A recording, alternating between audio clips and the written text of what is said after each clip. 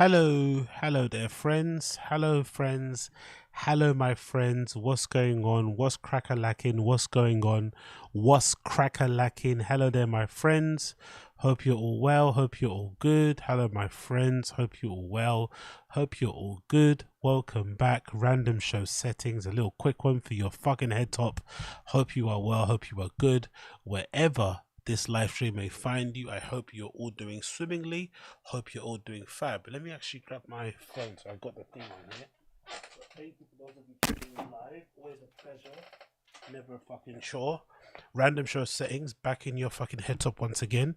It's gonna be a little quick one, but I'm gonna be back later on and obviously pick it up where I kind of left off. But we're gonna go through some clips on the Find the Kids sub and of course watch some videos. There's a new podcast Cringer just dropped talking about Bert and Tom Segura, so that should be a good one to get through, and a few other bits and bobs as well. So let's get cracking on. Hope you're all well. If you're tuning into the show live, please make sure you might like the stream. If you're enjoying it, obviously like it. That'll be greatly appreciated. And yeah, that's really it, isn't it? Talk to me in the stream chat. Let me know what's going on. Uche, how you doing, my love? What's good? What's good? Big up Zoda, Don Dotta. Always appreciate you. What's happening? Hope you're all well. Clocking in. I actually gotta make sure. Let me put my flipping other stream on fucking private, unlisted, and I've got to fucking edit it later, innit? I big up everybody that's fucking tuning in. I appreciate every single one of you. Let me edit this and put this as unlisted so that no one fucking sees it. And I'm gonna edit all the fucking things that I need out of it, and then of course I'm going to have it listed later. So thank you for those of you who tuned into that Taz show earlier. That was a fun one, and I'm gonna fucking do what needs to be done later on with all the editing and all that good shit. But yeah, big up everybody tuning in. Appreciate all of you. Thank you for tuning in. Thank you everybody for hanging out with me. Always a pleasure, never a fucking chore. Pick up the stream chat as per usual. You guys make the stream fun. As much as I provide some of the LOLs, you guys are providing some of the he ha ha's. So it's all a symbiotic relationship, you know what I mean?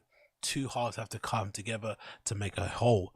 Two halves have to come together to make a whole. By the way, have you guys heard about Destiny? Have you guys heard about Destiny? So allegedly Destiny's DMs got leaked. Some DMs of his got leaked, and God almighty, man. Allegedly Destiny's out here coming 8 times a day. Destiny's out here coming 8 times a day. I think there's some other dicey stuff in there, but I was just thinking like, rah, bro.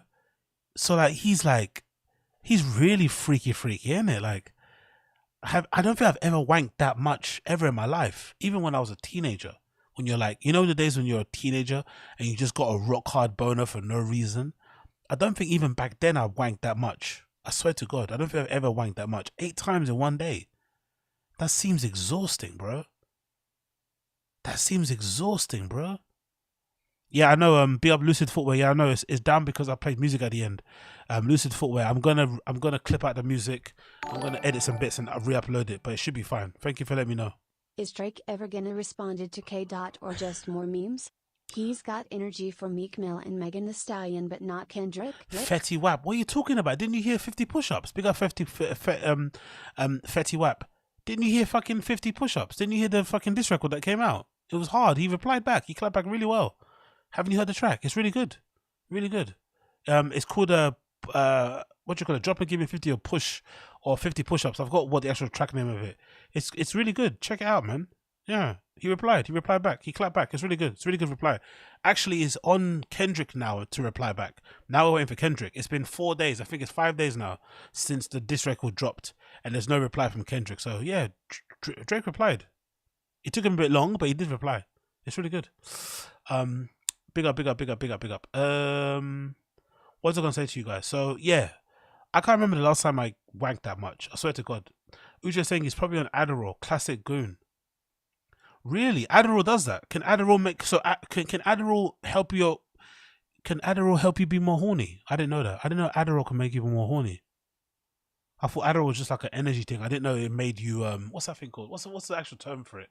I didn't know it made you whatever the term is, the medical term for horniness.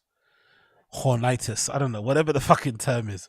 I didn't know it made you more horny. I thought it just gave you more energy. But I guess technically if it gives you more energy and it gets you more hyped, then I guess technically you could parlay that into like stand up, into workout, into homework, and into beating your meat. I guess, right? I guess you could parlay that into any way you want to. But yeah, man, crazy, bro. That's the thing that stuck out to me mostly. I was reading some of the threads or the main thread on Kiwi Farms about Destiny about it, and go through the DMs. Obviously, you know, everyone's DMs are going to be embarrassing to look at when they get exposed out of context. But just hearing him talk about how much he comes, like 8 times per day, 8 times. I don't know if he was saying that to make the girl horny, or if that actually is, or if he actually does come 8 times a day. Do you know what I mean? Maybe he was just saying it to gas it up to make it like, oh my God, wow, he's coming after me. I don't know, but either way, God damn. God damn. That's a lot of cum. That's a lot of cum, man. That's a lot of man juice. That's a lot of that's a lot of liquids. Jesus Christ. I was like, wow, man. I don't think I could even do 8 burpees. I swear to God, I don't think if you asked me to do 8 burpees, I could do them. Let alone come 8 times in one day. I swear to God, I don't think I could do 8 burpees right now if you ask me. In a row, unbroken. I don't think so. So let alone fucking coming 8 times. That's fucking insane. But hey, what can you do? What can you do? First things first, I want to check this article out because I didn't end up checking it out, but it's a pretty good look. So big up fucking Theo Von. Courtesy of The Atlantic. Is Theo Von the next Joe Rogan, or is he something else entirely? What an amazing article to have written about you. Is Theo Von the next Joe Rogan? Which is funny because didn't Brendan once say he wanted to be the next Joe Rogan? Let's see if I can find that. Is it possible to find that as a Reddit post? Brendan Shaw. Let's see. Brendan Shaw. What's it called? The next Joe Rogan. I'm sure he said that. Do you remember he said that one time? He thought he was going to be the next Joe Rogan. Oh, let's see. I don't know if someone. It looks like a relationship between or maybe Brendan Shaw hold down the fort. Let's see. Hold down the fort. He said some word. He told, maybe it's this. He told Rogan, maybe it's this one? Let's see. Oh no, it's not that. Oh, what is it? It's something. He said something about. Do you guys remember it? He told Brendan something about hold down the fort. I don't know. Wish I could find the clip. Doesn't fucking matter. Let's go back to the article. Let's see what they're saying here. Someone is talking to you, or is he talking to himself? Deep, spacey voices, pondering pauses, and what's that? Resinius. What's that word mean? I'd never heard of Resinius. Resinus. Resin. What's Resinius mean? ¿Qué es Resinius? Fucking not even telling me. What does that mean? Let me know. Connected with producing resin. Says he's got a resin voice. A resinous Louisiana accent. What does that fucking mean? If you're on the stream chat, let me know. I never heard the term resinous. Resinous Louisiana accent. As in what? He's got a resin voice. It leaks. It is more like coming jokes. Anyway. There's this thick voice and it says the devil's out there. That's Satan, baby. That's Lucifer, bruh. That's Lucifer. That's a dark sniffer. Your whole life it goes. You think, oh, I'll just keep judging. People keep at a distance. But then I get at the end of my life and I realize, you know what? I didn't win anything by doing that. That was a trick. The only thing I won was being alone. Theo Von is not a preacher, not officially. Officially, he's a comedian with a podcast, but unofficially, he'll take you right there into the biblical light, into the hell chasm and the soul of its solitude and the benevolent rays of the divine. The Lord lurks where the devil jerks. I love that quote. The Lord lurks where the devil jerks. That's so fucking true. Vaughn says, if he could just get the devil onto his podcast, if he could land a 2-hour download with Lucifer, that darkness sniffer, the snorter of lions of uncut night, he probably would. This is a really good article. They don't really write good articles about comedians. This is actually a nice one. He's not a diddler. He's not raping people. Nice. He doesn't ghost girls. That's nice. Vaughn this past weekend is huge. This is currently the 8th most popular podcast in America. That's a big achievement, right? To think of all the podcasts out there, this guy has the 8th most popular one is really cool, especially considering how new he is. Sandwiched between This American Life and Ben Shapiro's show, number 1 is of course Joe Rogan, where the bros burble for hours on end. Where cigars are smoked and where theories are floated, Von has been on Rogan's show multiple times, and while this past weekend is fully inside of Rogan algorithm, partaking on the same vibe as the heady masculinity and the unsanctioned speech, tapping the same world of the cancelled professors, polar plungers, hungover stand-ups, and supplement salesmen, moonlighting mystics, and grifting neuroscientists, the gleaming mixed martial art warriors. Wouldn't the ultimate Rogan guest be of all above? It's also different. The person who writ this, were they on fucking shrooms or something? These lines are like, what go on for this? Were they on some kind of drugs when they were writing that fucking paragraph? What the fuck? Fyodor Kapitiani. Oh, is that his name? His name is Fyodor Kapitiani. Fyodor Kapitani von Kernastovsky. Fucking hell. Fyodor Kapitiani von Kudostovsky III grew up in Covington, Louisiana, and is a showbiz wise. He came up on the hard way. Multiple seasons of an MTV reality show, Road Rules, and its spin-offs, acting roles here and there, gigs hosting an online TV recap show and hidden camera show, and a lot of stand-up, including an appearance on Last Comic Standing. Plenty of time to hone his character or persona, plenty of time to screw it up completely, but although authenticity is the biggest stick of all, Von at 44, he's only 44. Fucking hell, okay. Fair play.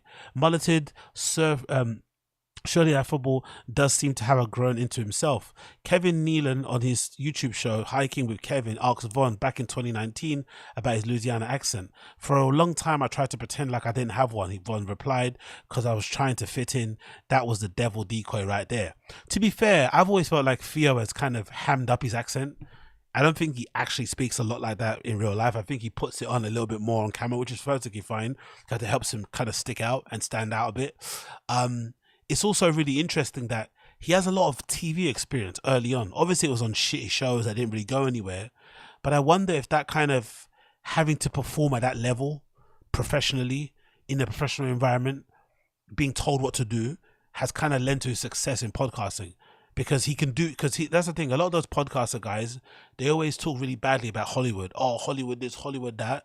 But they couldn't do the Hollywood thing if they tried. If they had to kind of turn up and do like a daily show, be on set on time, know their lines, they would fucking all fail, right? And they hate being told what to do because they want to just live like, they want, Peter Pan syndrome thing. They want to live like kids for the rest of their lives.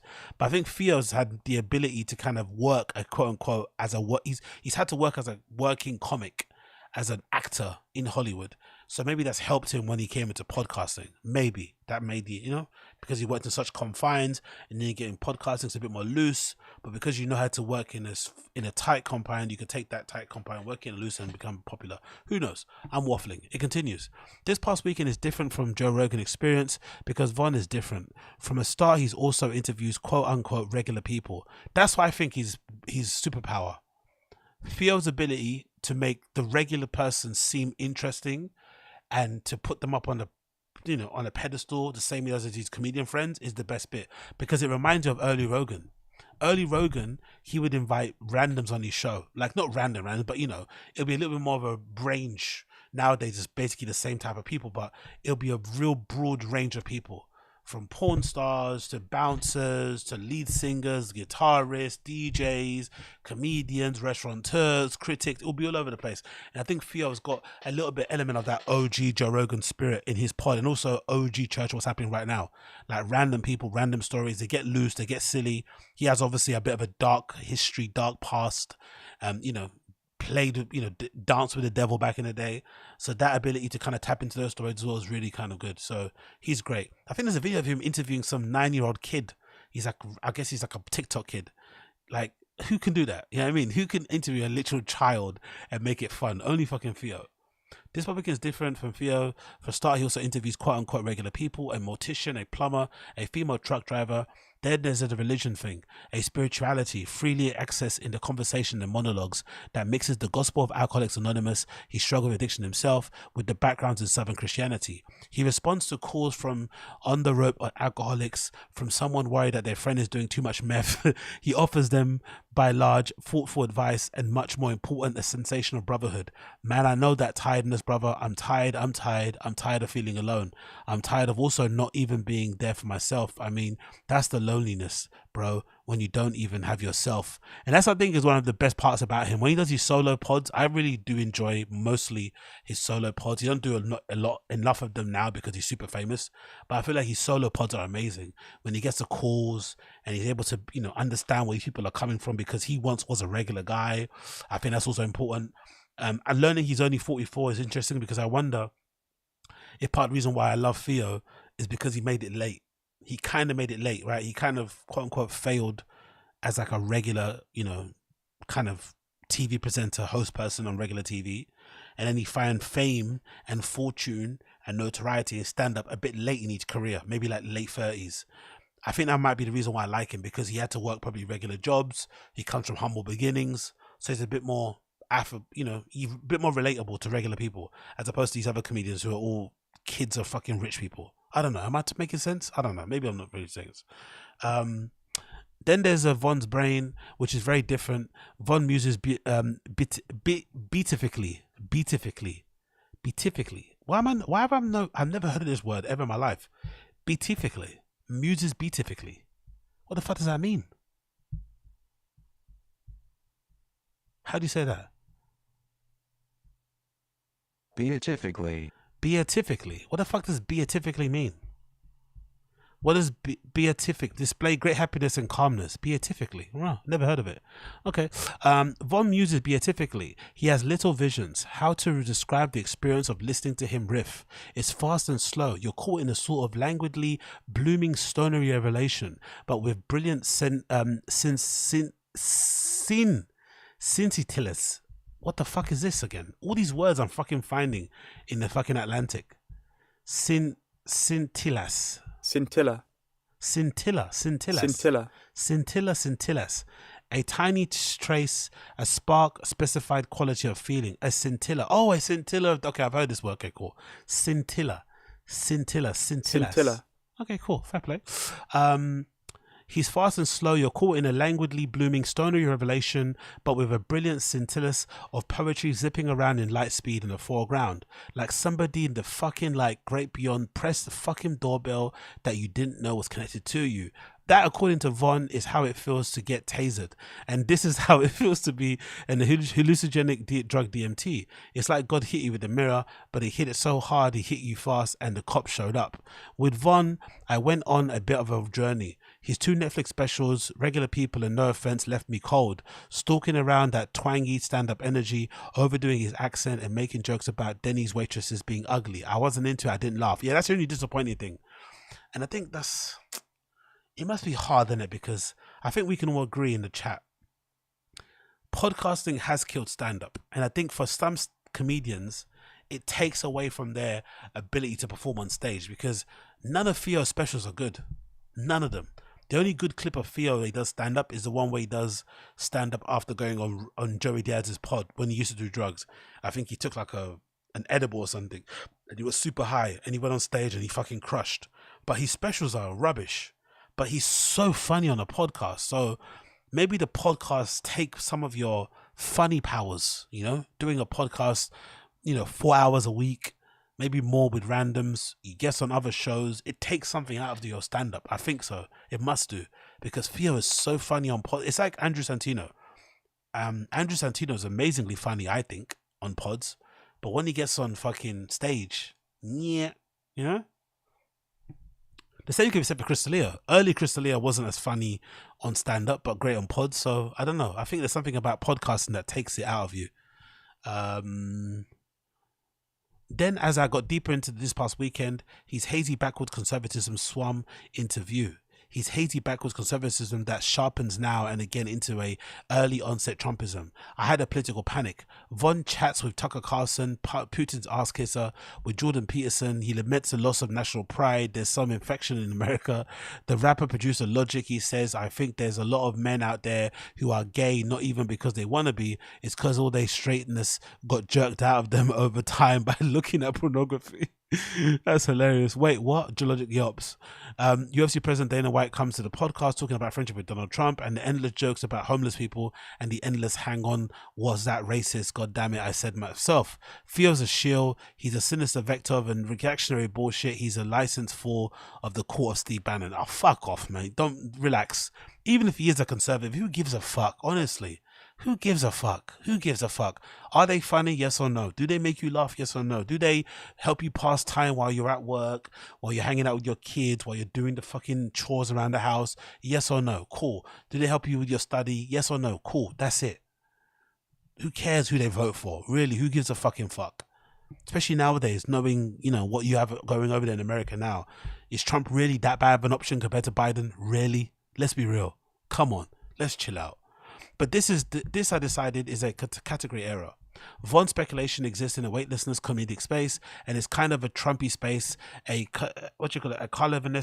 carnival-esque space, semi-appalling in poor taste, but it's just where and we're at right now. The joke has hollowed itself out. Von's got a bit, a revive, and it's like an early George Saunders story about how pretty soon we're all going to be Uber drivers, and the only way we will be able to get a fare is to be forced another Uber driver at gunpoint to become our passenger. Do you feel like we could really end up in a lifetime heading into a revolution? He asked comedian Shane Gillis, or some sort of place where it's all topples over. We're kind of getting there. It feels like it. The baseline of Von's humor is catastrophic or post-catastrophic. Like the crack-ups already happened and we have the damaged thought process, these whirling daydreams and one-liners. Interviewing Wayne Owen, a retired sanitation worker from Staten Island, Von becomes fixated on the Fresh Kills landfill, closed in 2001 and now greened over and under official whose job is it to control the local deer population. So they're doing an animal vasectomy out there on the landfill, he asks wonderingly, and you hear a faint chiming in his brain, the sound of a comedy starting to happen. Theo Von's poetry, the fucking nut Grinch. He says, the sperm Dexter, the dudes out there are fucking clipping bucks. Sperm Dexter is fucking hilarious. When Von is on, he's unstoppable. His recent conversation, 2-hour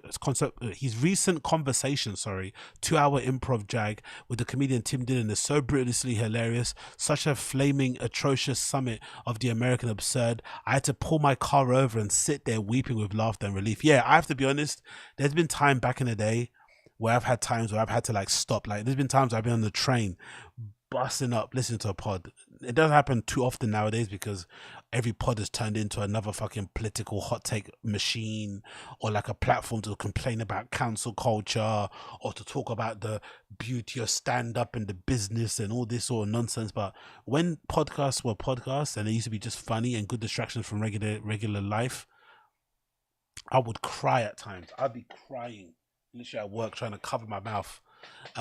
So Von's a man of now. Mentally he's in his own place, but his powers and connection are considerable. People open up to him, and like America, he's on the cusp. In one future I can see him. Big up. It's not who he votes for, it's who he's chilling with on his show. Big up, Aaron Angel. Rodgers, RFK Jr., Tuck, not very comedic. Okay, I see. Yeah. That makes sense. It's the people who they hate more. They hate mostly those people as opposed to him. And if he's got conservative views, they probably don't give a fuck. But it's mostly the people that they despise. Okay, that makes sense. Big up, Angel Ranger. Appreciate you. But also, those guests are fun. Do you know what I mean? That's the thing. I wish there were left-leaning people who were as wacky and fun as those people you mentioned. That's probably another issue. Where are those people? I mean, get more fun. AOC should go on more AOC should go on more pods. I bet AOC is fun. Outside of her being a bit of a redact, I bet AOC can be funny. She should go on more pods and kind of even up the balance a bit, you know? But again, they probably won't do it because they all want to be proper and say the right thing. Anyway, in one future I can speak up. Angel Age, I appreciate you. In one future I can see him doing bits at a right-wing rally, getting big laughs from the goons with his non-wokery, at which point he ceases obviously to be funny. No, that's not true. You can be funny even if you're doing right-wing shit. Come on, let's be real. In another, he carries a strange but massive constituency of fiends, seekers, truthers, strugglers, and comedy nuts. The strange planet that is his audience. to somewhere new, somewhere genius, and somewhere out there beyond the current paradigm. In that scenario, we hear his voice and we begin to heal ourselves. Wow, very glowing. Right, James Parker was on some stuff, maybe some Addies, maybe some Coke, maybe some MD when he wrote this, but this is a really nice article about Theo. Perfectly encapsulates why people like myself like him, and I think a surprisingly, refreshingly good op-ed on a fucking comedian. Usually these articles are not good because they're like Theo, the monster who fucked all these Asian girls and never called them back. You know what I mean? But this is actually a good fucking article. So big up Theo Von for being an absolute G, and big up James Parker for writing a glowing article on fucking Theo. At least now we got some decent comics out there getting some good love in it. Fucking great to see. Big up the stream chat. What are you guys saying? Sophia in Portland, Maine, he was good. Big up Uche. Yeah, I want to see him when he comes to the UK for sure. I say this, but then I'll buy tickets and turn up. But yeah, I want to see him. He's fucking awesome. Big up Elephant Graveyard. What's wrong with podcasts? Aren't enough members of the US Congress making appearances? Okay, fair point, Elephant Graveyard. Fair point. That's what's missing in podcasts, right? We need more Congress. That's how we make podcasts great again. Oh, that's fucking hilarious. Big up Elephant Graveyard. Fucking G. Farfik, better than the guy who's already dead. Big up AZ. Big up John from MIA. Big up AZ. I hope you're big up John from MIA. I hope you're well, my friend. It's an honor and pleasure for you today, coming at you live from the city of Houston, Atlanta, Vegas. Yeah, big up Farfik. Big up Joel from MIA and also Farfik. Hope you're all both good. Author really trying to prove he isn't using the chat GPT to write. Yeah, exactly, Dundota. Yeah, exactly. Good point. That's a really good one. Definitely trying to make us know that, hey, I'm not one of those chat GPT niggas. You know what I mean? I'm out here writing my own shit. I'm in a coffee shop. I'm at home. Got some fucking lines on my side, some coffee, maybe a little, woman of the night, on my side. We're writing, we're tapping. You know what I mean? Tactile tapping. You know what I mean? Mechanical keyboard hype. You feel me? So big up James Parker. Big up Blood Clot James Barga. Okay, big up James Barga. Anyway, moving on. Let's get some Bappa clips. Bappa clips, right? Bappa clips. First one. Very first thing Papa talks about on his post-UFC show himself. Let's see this one. I don't think we watched this, innit? Let's see what Papa's saying here. Also, that hat, the way he puts it, I fucking hate it. The hat on top, that hat style thing that he does is very hipster, but it only works if you've got like a small head. You're one of those like skinny, wafy, dainty looking hipsters, right? You don't have, you're about 100 pounds soaking wet. It works better that way. When you're like a big hulking ex-MMA fighter and you've got a bunch of Botox and you got, Tia eyebrows, right? Abuela eyebrows, it doesn't work. You got to be a little bit gaunt in the face and shit. You got to have the buccal fat removed from your cheeks, all that shit. It doesn't work. His head's too big. He's too massive. I get his pain because I sometimes feel like I'm a twink inside, but outside I look like a bear. So I understand he wants to look, he feels way skinnier than what he actually looks. But he wants to be more dainty and wafy, but he's not. So just put your hat normally, but wearing at the back of that is fucking weird. Let's continue. Let's watch this video. Max Holloway knocked out Justin Gaethje. You couldn't help but go bonkers. I'm 41 with 3 kids. I was so shocked about what I saw that I started running around the goddamn studio. What's this voice he's doing, by the way? This almost news presenter, performing voice. Why is he putting his hands like that? That inflection. Is he on is he on drugs? Like, what is this? This whole thing is doing. Like, what is he doing? Is he trying to is it like a bit? What's happening here? It's very strange. I started playing Duck, Duck, Goose like it was 3rd grade and I had a crush on Mrs. Famularo and I was playing Duck, Duck, Goose and hitting all my friends. It was and you've seen a lot of react. You know what's really funny too? He was shitting on UFC 300 from the beginning. So I've also wondered, I think I've said it before, that I think Brendan is so redacted, he doesn't remember what he says. So I don't think he remembered he shitted on UFC 300. I think he thinks nobody remembers that. So he's just acting like he was hyping it the entire time. You weren't, mate. You were hating on the card. So now he's trying to force oh my God, how amazing was it? It's like, bro, you didn't like the card. You thought it was horrible. You were complaining that UFC had lost their way. They're not planning ahead of time, blah, blah, blah. Like, now he's trying to like over suck them off. He needs to just let go of the idea of getting back into their good books. Just analyze and review, you know, give your thoughts on UFC from afar. But this idea that you're ever going to get back in the good books of UFC is never going to be a thing, ever. You know what I mean? And I also don't buy this excuse, I can't go to the shows. I can't go to the fucking watch the cards. Yes, you can.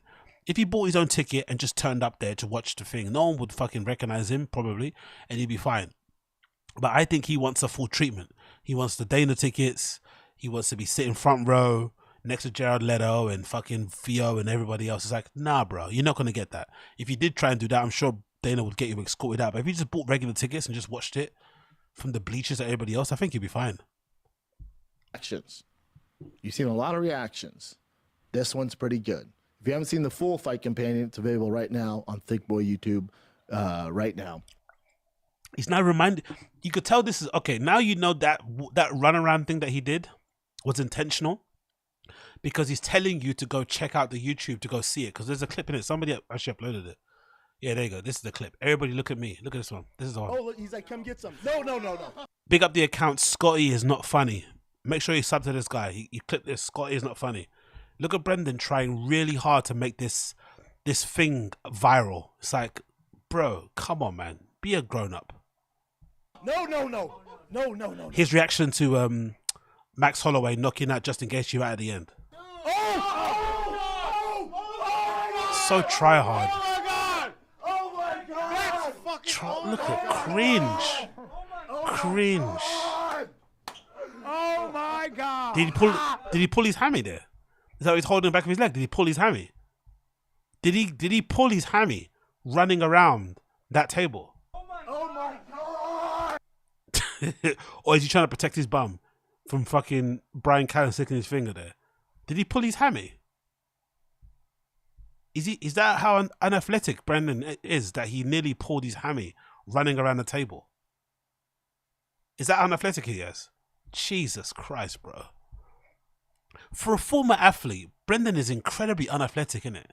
Like, I can't imagine a single sport he could do now where he'd, like, you know, usually when you see people, I don't know about you guys, but when I used to play football, sometimes you play football and you see some guy with like a beer belly, super bloated, maybe super fat, but then he touches the ball, you're like, oh shit. Then you realize, oh yeah, that guy used to be pro when he was like 17. He's a grown man now, but he's still got the touch. You can still see he's got something, but he just can't run because he's fat. I think Brendan's one of those type of people, if you tried to put him in a sport now and you didn't know who he was, you'd never guess he was a former professional in the UFC anyway. You would never guess he played before at like a semi-high level. You would never guess. He's very, like, he's been gifted with a body where he should be good at sports, right? He's really tall, really big, especially for a white dude, but he doesn't seem to be coordinated, no fast switch really. You don't think he's got his strength, because obviously he benches quite a lot for his size, but he doesn't seem to be that good of an athlete. It's a bit strange, isn't it? It must be a bit of a curse to be gifted with that body, to be that tall, to be that big, but then not be really good at any sports. Like, not really, you know, you can't really throw, you can't really catch, you can't really run. You know, he was never really known for having knockout power. He never had good striking. His grappling and wrestling was a bit mediocre. Jiu-jitsu was whatever. Maybe jiu-jitsu was his best thing. Strange. Oh my God! Oh my God! Oh my God! That was What the insane. fuck? Oh my God! He's really trying to make it a thing. By the way, look at Chris's face the entire time. Chris does not want to be there. Chris is like dying inside about how cringe this is. Brian tries to get excited like the old man, but he's too old to stand up from his chair. And this guy's generally excited. I think this is a real reaction, this dude here. He seems to be genuinely excited. But Chris does not want to be there. Look at Chris' reactions. Look, let me zoom into Chris. Look how dead Chris looks the entire time it's happening. Oh, look, he's like, come get some. No.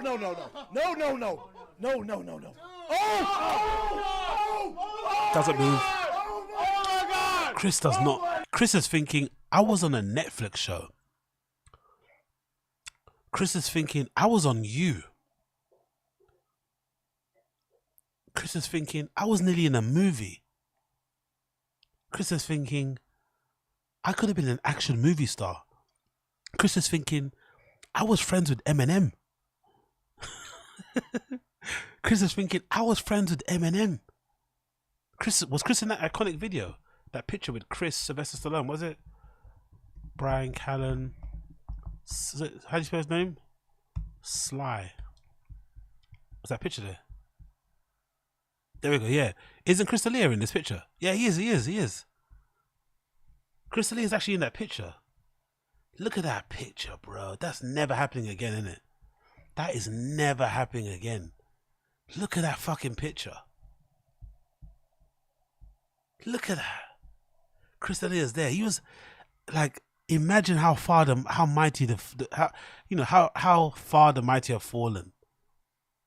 Fucking hell, bro.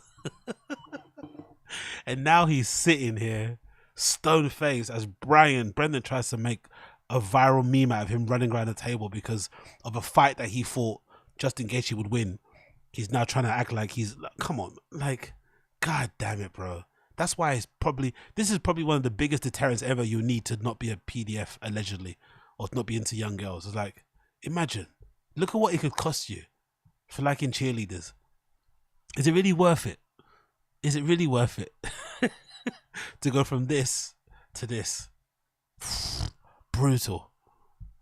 That's fucking, oh my God. Look at Chris. Then I think he even gets annoyed when Brendan bumps into him, because Brendan tries to make it fun, and because Brendan's got like teenage boy humor, where like he has to touch you to make it funny. Like, oh my God, like he touches you, you know? He's got that touching thing, which a lot of guys hate, myself included. So Brendan tries to like make Chris, you know, get involved by touching him or bumping his chair, and Chris doesn't like it. He doesn't like it. I don't think he likes it. Watch. Oh my God. He runs around again. Fucking, oh my He bumps his chair. Look at Chris's face. Oh my God. He did not like that. He rolled his. He did not. What the fuck is this guy touch again? Like, he did not like that. And then he tries to get involved now. Tries to be a little bit of a good sport. Oh my God. Oh my But God. he doesn't care. He doesn't really give a fuck. That was What the insane. fuck? Oh my God. Bloody hell, man. The horrors. Anyway, let's see what he says here. It's a good one. It's a fun one. It's a special one because UFC 300. You gonna play this, Jin? Yeah, let's play. Are we allowed to play this? Psych! It's mine. You never know, though. You never know, man. Look at him already smiling. This guy's a sociopath. Look at his smile on his face, knowing that he's gonna play a clip of himself on his podcast. Regular people, myself included, I fucking hate watching myself back. When I do my clips, I'm happy to just have my headphones plugged into the laptop and I put them to the side. I don't even want to listen to my voice too much. I just skip around, clip as much. Sometimes the clips are a bit like rough around the edges because I hate listening to myself, let alone playing a whole clip of myself doing some funny thing. But look at the smile on his face. He can't wait to see himself on camera. It's like, bruh, this guy's not well. He's not normal in the head. Look at smile. Look at the smile. No one makes Brendan laugh more than Brendan. Look at him. He's a fucking psycho. I swear on my life, Brendan Schaub is a psycho. He should be admitted somewhere. This is not normal. This is not normal. Chris's face, it's like he knew fighting and bet on Justin Gaethje. His face makes the video. It's so random. I love how he doesn't read it at all. No, Brendan, it's not like he bet on the fight. It's like Chris is wondering where his career went wrong because he used to be in these kind of rooms watching fucking Anthony Joshua fight. You know what I mean? These are rooms he used to be in back in the day, and now he's in your rinky-dink wannabe fucking Rogan studio doing this nonsense. Come on, bro. He's not able to even read the signs. It's like, oh, he must think because it's like, nah. Chris wants to be here. Chris wants to be here. He doesn't want to be where you are at. Look at Brian. Oh no. Jesus Christ, bro. No one loves Brendan more than Brendan. Even probably his wife. Brendan probably loves himself more than his wife loves him. Absolutely crazy. But I guess it's part of the beauty of being him in it, right? You have to kind of love yourself more than anybody else. So big up Papa, big up Blood Clot Papa. Moving on from that one, let's move on. Actually, let me play this. Big up my guy. Big up to my guy Richie. Big up to my guy Richie. If you're here, I think you donated before when I was doing Taz. Let me replay that TTS for you, my friend. Sorry I missed it. Let me replay it for you. WSP everyone, hope all is good. Oz, what up, we need live Alessandro show. And speaking of fashion, where is the vid on Balenciaga flats? Yeah, they come. Okay, cool. So let's go backwards. So Balenciaga flats, I'm going to wear them when I go to Open Ground. So I'm going to go Open Ground, that new club in Wuppertal in Germany, at the end of May. And I'm going to do a little get ready with me. So I'm going to do a little get ready. It's going to be really cringe. I'm announcing it now because fuck it. So I'm going to do a little get ready with me video, a little cringe one. And I'm going to wear the Balenciaga flats. So you're going to see them debut there for the first time. So end of May, I'll do a video and you'll see them debut there. So you'll be able to see them in their glory with my shitty outfit when I go to fucking Wuppertal to go rave. So keep an eye out for that. My guy, Richie, keep an eye out for that end of fucking May. Okay, we're going to do that. We're going to do that. Can't wait. Okay, big up Richie. Appreciate you, brother. Moving on from that one. Another one is called He's Leaning Into It, folks. What's this one? He's Leaning Into It, folks. What's this about? Let's see what Brendan's doing. Look at that face. Beautiful, man. Let's see what he's doing here. What's he leaning into? The month of May. Is he on something, by the way? Is Papa on something? Or is this just his new character he's trying to do? Maybe you got a little pep talk from Lex, his manager, to like amp up the theatrics. Is he on something? Is he just being a silly goose? What is all this stuff? What is he doing? The month of May is so bad. The month of May is the worst group of fight cards I've ever witnessed. By the way, I can't wait until all those fight cards in May are really good. He keeps saying that. Is this a thing, by the way? Is this a thing where people try to predict how bad fight cards are? I've never seen anybody rag on fight cards as much as Brendan. Why is he so obsessed with how good or bad fight cards have to be? The UFC obviously has a large roster, but fighters aren't healthy or not injured all year round. So you have to pick what you have to pick from what's available and whatever. So some cards are not going to be as stacked as others, but I don't think I've ever watched a UFC fight card and thought that was shit. They've always been decent. They're always decent. And maybe some are great, but they're never terrible. So what's with this prediction thing? What's he doing? Why is he like so hot riding this like, oh, there's just shit got like, huh? Big up Farfik, just bet against Papa, you would have won the last 4 fights. Yeah, true. Funny enough, May fight cards feature Mexican fighters for Mexican independence. Of course, big up Dundata. Of course it does. How ironic is that? Him having a half Mexican family, he also hates Mexican Independence Day, and he hates fight cards that have predominantly Mexican fighters on it. Beautiful. Big up Josie. What's good, Josie? Hope you're well. Brendan just stopped. The fights have been better before ESPN started having the say so in the fights. I don't know. Okay, cool. Yeah, I don't know. I don't know why he's no great white hope. I'm so glad that Thingamajiggy didn't lean into that, by the way, because that was such a weird nickname to give somebody. Great white hope. It's like, huh? It's so bad. But we're going to get through it. What's he doing? What is this? What is he doing? What's Papa doing? Who told him this was funny? So bad. So bad. So bad. So bad. So bad. So bad. So bad. It's got to be the Adderall. But we're innit? going to get through it. He's got to be high in it. That's got to be Adderall, isn't it? He's got to be. It's got to be Adderall, right? He's definitely buzzed, isn't it? He's got a buzz on there, right? That's definitely some addies, isn't it? What is wrong with him?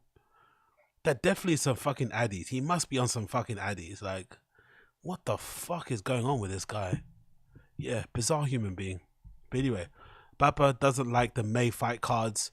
I'm gonna probably rewind this when the May fight cards end up being really good.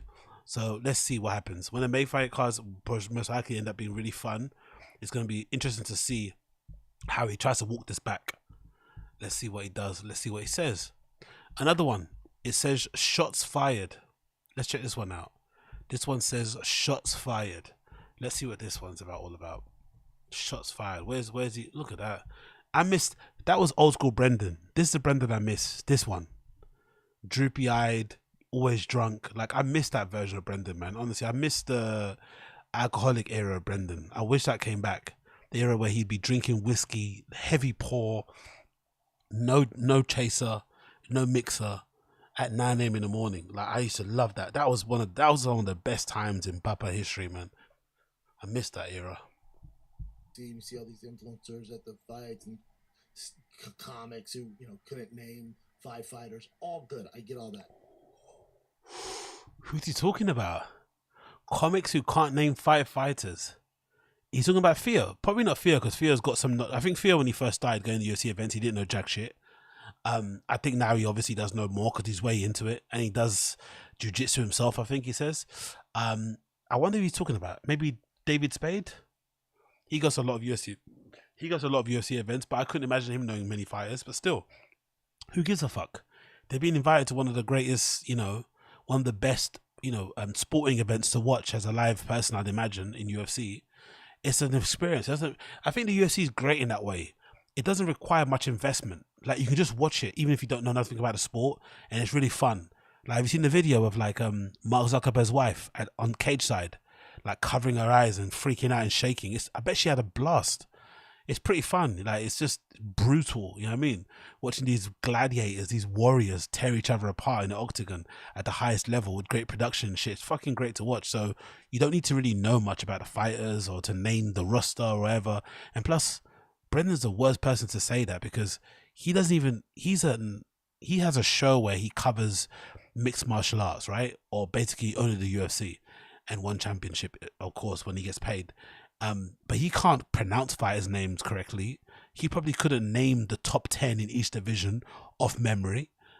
He couldn't, give you a brief overall look on a fight card without reading on the Wikipedia. He doesn't know, he doesn't really watch any tape. He doesn't really know much about fighters and previous fights and stuff and their pros and weaknesses. Like, he's a bit of a casual in himself, even worse than a casual, because he tries to LARP as a professional. So this kind of like, digging out comedians because they can't name 5 fighters is a little bit rich coming from Brendan. A little bit rich, I think so. But what do I know? What do I bloody know? Yeah, because exactly, Fat Pat era, big up Ranger, exactly.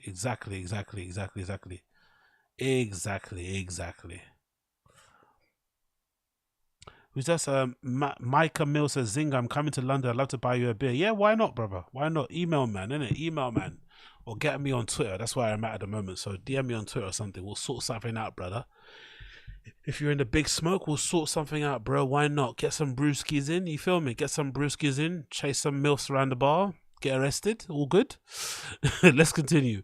Yeah, Diddler and Rinks are shining examples. Let's see this one. What's this about? Diddler and Rinks are shining examples. Let's see what this is about. What's this about? Age of that's what get clicks, and you build your name, you get the Instagram following, you're doing the TikTok dances, and you have random girls, and you're doing the Dylan Dennis stuff. And again, I'm not saying there's anything wrong with that. Yeah, you are. Hating people say this sort of stuff, right? They say these statements, or they say these things that they're not too fond of, and then at the end they say, I'm not saying there's anything wrong with that. It's almost equivalent to saying, I don't mean to be rude, and then you follow it by saying something rude. No, you mean, what you're saying is that you don't like what you're about to say. Like, don't, it's a weird thing people do, just mean what you say what you mean. But as a dad, I don't want my kids looking up to those guys. That's incredible. I don't know who he's talking about. It's out of context, but I like the title too. Exactly. How can you talk about who you want your kids looking up to when you endorse Diddler and Rinks? To be fair though, I think if you told it to Brendan, I think he would say, he doesn't think Rinks and Diddler are like guilty because there was no police charges. For him, that's what it means. You don't get cancelled unless there are police charges. If it's just someone saying something, it's just words, which is fucking wild because he knows them both closely, especially Chris. Chris is always known as a. This is the thing of Chris as well. He was guilty more so by association because he was always known as being a bit of a cocksmith, right? He was known as being a bit of a stick man. He was known as always being the comedian that had loads of girls coming to meet him at clubs and shit, and having girls in the crowd watching him. Yo, big up Keith T. Appreciate you. You know, they get back to the hotel room and Zuckerberg starts telling his wife, "We rolled, he just barely got me." Yeah, exactly. Yeah. Very, very true. There's meant to be a video actually of Zuck saying the N-word somewhere. I need to check out.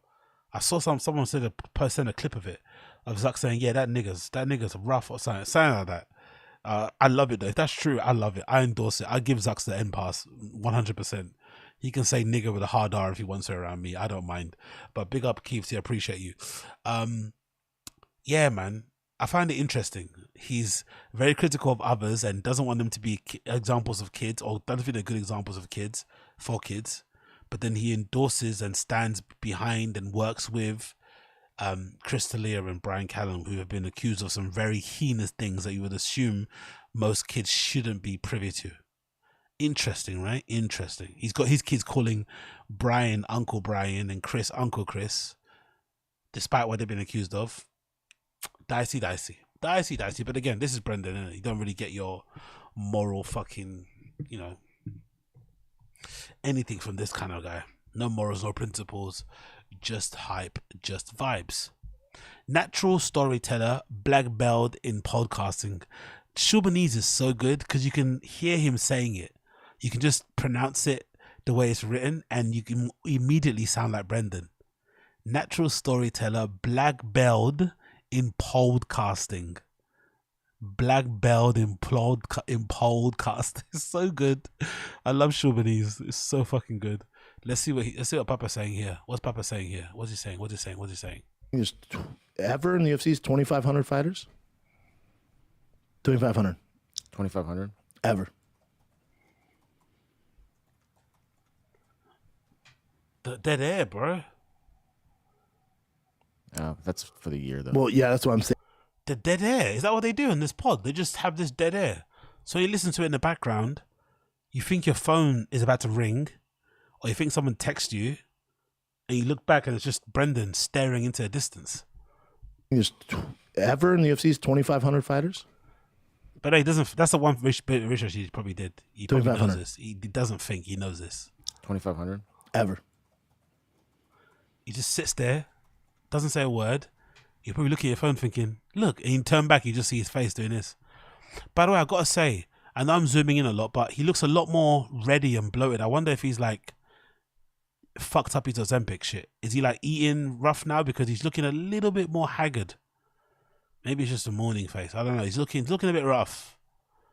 Maybe this is the side effects of it, of Ozempic after a while. He's looking kind of tired, isn't it?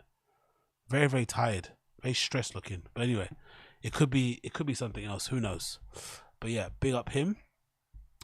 Let's continue. What else we got here? What's this one? UFC Theory 100 recap. What's this? This one? UFC Fury. Oh, is that what he said? He said UFC Fury 100. No way did he pronounce it like that. UFC Fury 100. Let's hear this properly. 300 recap. Bum, bum, bum. UFC 300 recap. Did he say UFC Fury or 300? Hold on. Hold on. What did this fucking nigga say? UFC Fury? As it's free, it's Fury. Fuck it. How'd this guy have 2 degrees? It's UFC 300 recap. Fury 100. It's UFC 300 recap. What's wrong with his tongue, bro? What's wrong with his tongue? I wonder if he's got like an allergic reaction to something that he doesn't realize that's making his tongue inflamed. That's why he's speaking like that. UFC Fury 100. Wow. It's UFC 300 recap. Bum, bum, bum. He actually, I thought he was saying, here's my UFC 300, here's my UFC 300 Fury recap. No, he's saying, instead of the word free, he's saying Fury. Fury 100. Holy shit. Wow. Can you imagine being this dumb? Can you imagine being this dumb, but also being a millionaire?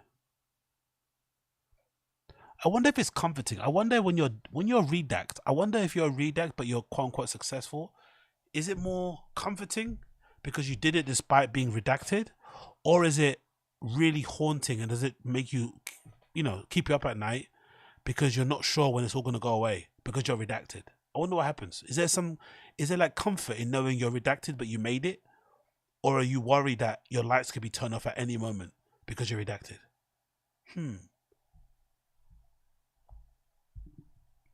Fuck. It's UFC 300 recap. Bum, bum, bum, bum, bum.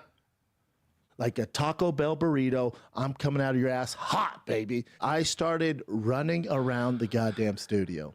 I started playing Duck, Duck, Goose like it was third grade, and I had a crush on Mrs. Famularo, and I was playing Duck, Duck, Goose. Is that a bit? So like he's doing bits now. So instead of doing comedy on the stage, he's now doing comedy on the because he obviously practiced this, right? Mrs. Famularo is probably a teacher that he actually really had. So he's clearly doing bits now on the pod. God almighty, how the mighty have fallen. I thought I'm a loser DJing in a room by myself when I go to Pirate Studios on live stream, pretending I'm in a fucking nightclub, right? That's pathetic in some regards. But this is even worse. Doing your bits on a pod, like, and trying to make it seem like you're just telling a story. That's fucking sad. Just as sad as me DJing in an empty room. You've seen a lot of reactions. This one's pretty good. If you haven't seen the full Fight Companion, it's available right now on Thick Boy YouTube. Right now. Big up Skate Thing. Both pathetic. Thank you. I can always count on you guys to keep up my spirits. Big up Skate Thing. Both pathetic.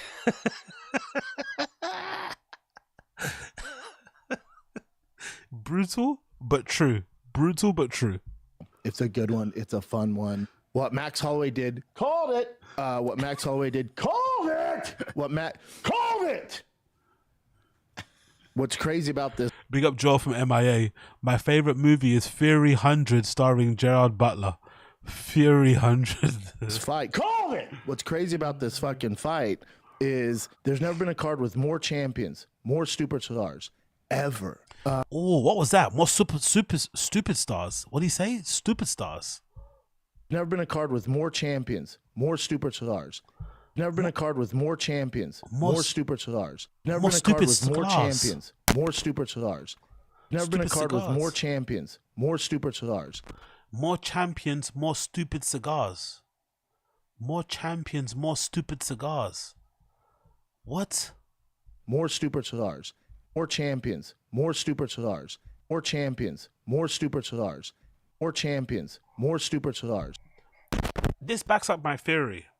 I think Brendan is so narcissistic, so whatever, he can't be bothered to pronounce words properly. And because he pays everyone's salary in that building, in that room, they don't tell him what to do. He tells them what to do. It's like, you know what I was trying to say. So I'm not going to go through this again. I'm not going to cut it. We're not going to redo it. I'm just going to steamroll through my fucking, my rant. What I have to say, and we're just going to go with what we're going to go with. But I don't think he can be bothered to pronounce stuff. I think he knows he's mispronouncing things, but he can't be bothered. It's like whatever comes out, comes out. I just go. I think that's how he approaches even talking. He just goes. Whatever comes out, comes out. But I think he knows he's mispronouncing things. But so what? What are you going to say? I pay your fucking salary. Shut the fuck up. Or you get gadooshed like George.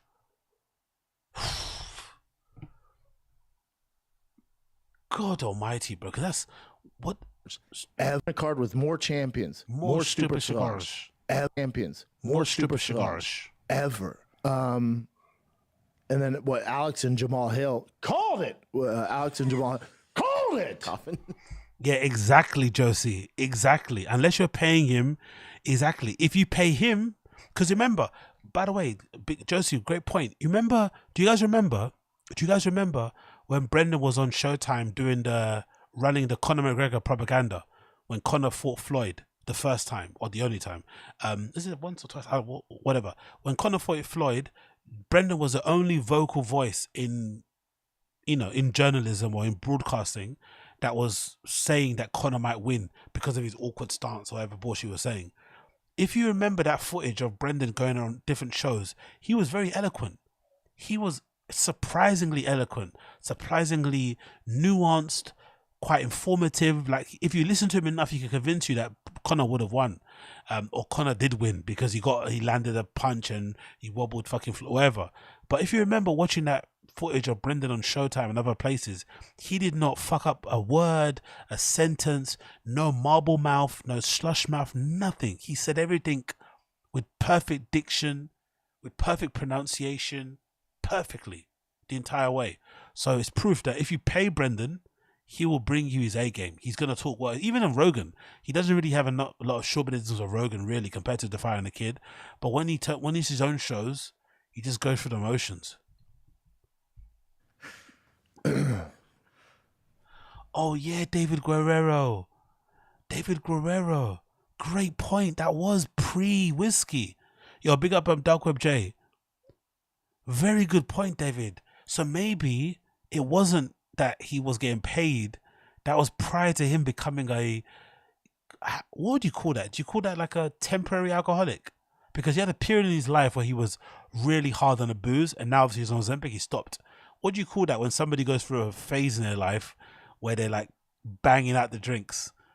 What is that? Is that like situational alcoholism? Is that like time dependent alcohol? What is that, like a thing? Does that exist? Where you're an alcoholic for a short period of your life, then you're not. I don't know if there's a word for it.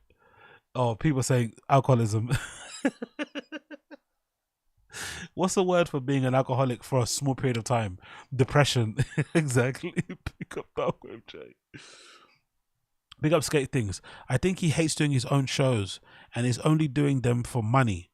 That's why he rushes through them. Oh yeah, that's a very good point. Yeah, he does go through the motions with his own shows, and he does just check them off the checkboard. There's no real fun to them. He's not really trying to make them entertaining. He's just doing them to pay the bills. That's basically it. Makes sense. Rock bottom, Uche. Bingo. Yeah, binge. Exactly, yeah. Now, you're telling me that your wiener wouldn't go, what are we talking about? Take my fucking hard-earned money. By the way, when do we think... I'm surprised Brendan didn't get his teeth done. Do you think he ever will get them done? I'm surprised Brendan didn't get his teeth done. Like, go to Colombia and get some fucking massive chompers. I'm surprised he hasn't get that done. Maybe he's not that vain about his mouth, but I'm surprised that's not the one thing he's got done. Do you think that's going to happen? Do you think he's going to get his teeth done? Get some massive veneers. I'll take that. I will take that. He's a gay man. He's a fully gay man. When you watch his special, he's like, woo! Dylan Dennis, isn't he great at jiu-jitsu? No. What? You have a better chance of seeing fucking 4 shooting stars in one fucking night. That's how rare this is. What kind of analogy is that? Even he confused himself. What kind of analogy is that? Shooting star analogies. Okay. I think shooting stars are rare. Me and my sons go in the hot tub every night, and they always ask for a shooting star. I think there's Me and my sons? Who says that? Me and my sons. Okay, cool. Ever in the UFC's 2,500 fighters? 2,500. 2,500? Ever. 2,500 in the world. Oh. 6 billion people. In the history, there's been 2,500. Let's take another little break, keep the lights on, and feed the boys, feed the birds. I actually don't mind it when he's fucked up. I swear to God, he's actually quite funny. Because he's obviously like losing it. He's actually quite funny when he's fucked up. He should do this and go on stage. He should take Adderall or meth or whatever he's on and go on stage. He'll be really funny if you go on stage. I need a handler. The mindset elite. That's what you want. The mindset freaking elite has a gold label on it. The regular mindset, it's good. Mindset elite. You want to talk about nootropics? Imagine Brendan advertising and trying to shill nootropics. Like, he's the worst advocate for any of these supplements that are meant to help with your cognition and shit, right? Like, why would you why would you get anything that he's endorsing? Like, none of it's working. Clearly. Try it out, dude, and get back to me. Motherfucker can wrestle. Well, I'll just play this last. Is any Oof, fucking hell. Also, by the way, have you guys noticed how old Chin's looking and the beer is starting to get to his face, the alcohol? Look how bloated his face is, because he's quite a skinny dude. He's quite in shape. But look how fat his head is. Look at those cheeks.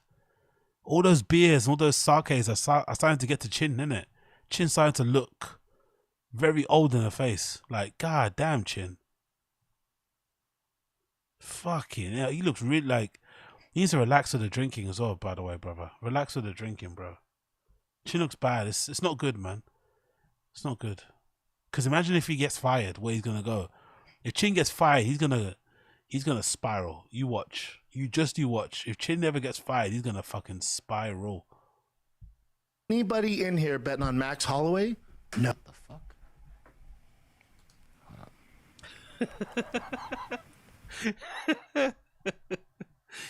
That's a face only a mother could love, innit? Fucking hell, bro. No wonder Maud left, bro. Imagine that on top of you, eh? Where's Uche? Is Uche in the chat? Uche, imagine this on top of you.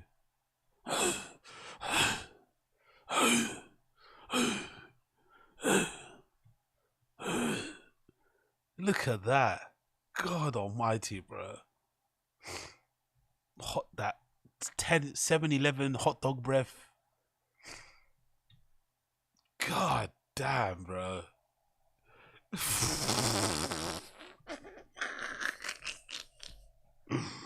If I'm a girl, I'm taking Eric Griffin over Chin. I swear to God, I'm taking Eric Griffin over Chin. If I'm a girl, I'm taking Eric Griffin and his body made out of fucking custard over Chin. I swear to God, I'm taking Eric Griffin over Chin. Ugh.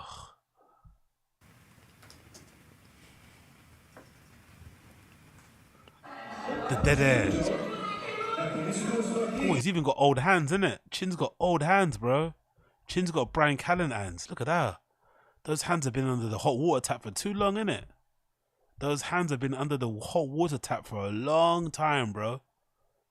Those hands have been exposed to too much water. Look at those hands. Those are some elderly hands, bro. Elderly hands. Imagine that on your face. Hey, babe. I'm back from work. Hey, babe. Imagine that all over your hands. All over your face. Oh, fucking hell. Oh, yeah.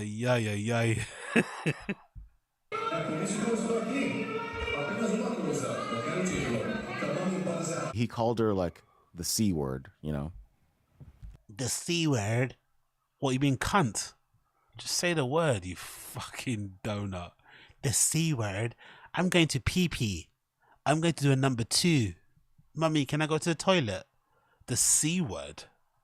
How old are you? A crook?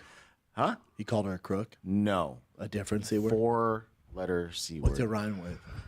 Bunt. Punt. Okay. Did he actually not know? Was he actually lying? Yo, Brendan might be actually mentally deficient. He didn't actually... I thought he was joking. He actually didn't know the word. Oh my God. He was actually confused. Huh? He called her a crook? No. A different C word? 4-letter C word. What's it rhyme with? Bunt. Punt. Okay. The C word. Wow. A crook? Huh? He called her a crook? No. A different C word? A different C Four-letter word? C word. What's it rhyme with? Bunt. Punt. Okay. Wow. He had no idea. He was really confused. He didn't know what that C word was. Man, pray for those kids, bro. Pray for those kids. Imagine those genes. The wife and Brendan. Imagine that combined fucking IQ of like 72. Usually though, kids that are born like that with those type of parents usually come out really cool. That's the thing. Usually. That's why, you know, it's no surprise that Bert Kreischer's kids seem to be very well adjusted. His two daughters. Whenever I've seen them on camera, they seem to be super chill. And Bert's a fucking psycho and obviously a bit of a spang. So I think that's what happens. I think when your parents are redacted and a bit, you know, wild, I think you turn out as a child to be the opposite of them. Because especially when you're younger, you're like, I don't want to be like this fucking freak. So it wouldn't surprise me if, like, you know, Brendan Schaub's kids, one of them ends up being a fucking Pulitzer Prize winner or something. Do you know what I mean? Like, that wouldn't surprise me in the slightest, despite him actually being redacted. Like, it wouldn't surprise me. Honestly, it wouldn't surprise me. But yeah, big up Papa. Big up fucking Papa. What are we gonna say here? Oh yeah, let's do a bit of Morning Combat. Big up the Morning Combat crew. Morning Combat are back. They're back. They're back. Good to see. Big up Morning Combat. They're on something called DraftKings Network. Is that DraftKings? Are they trying to do like a TV thing? Let me actually see that. What's that all about? DraftKings. What's that? What's this? Is this like a big thing they're trying to push? DraftKings to launch women's-led show in the summer.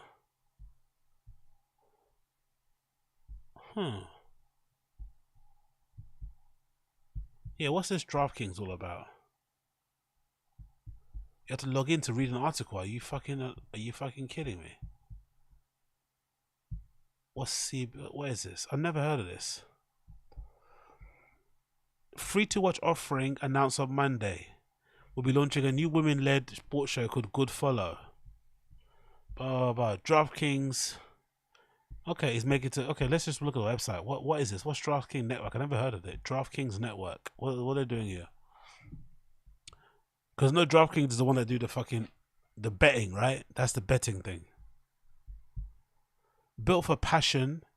Smoke. Oh, it's a live show already. Mean to us. My answer is kind of like. Of course, pause that. Built for passionate fans and bettors. Okay.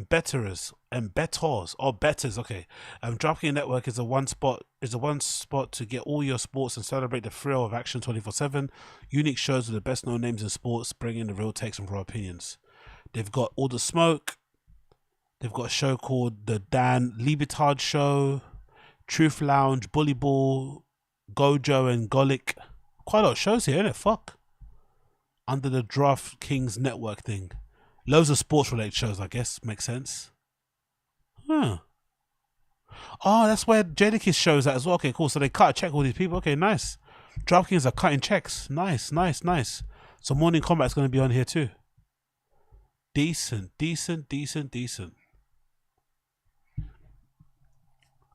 Okay, fair play. DraftKings Network, full 24/7 weekly daily programming schedule. Don't miss out on the DraftKings Network. I wonder how long this is going to last. God almighty, it's a lot of shows, isn't it?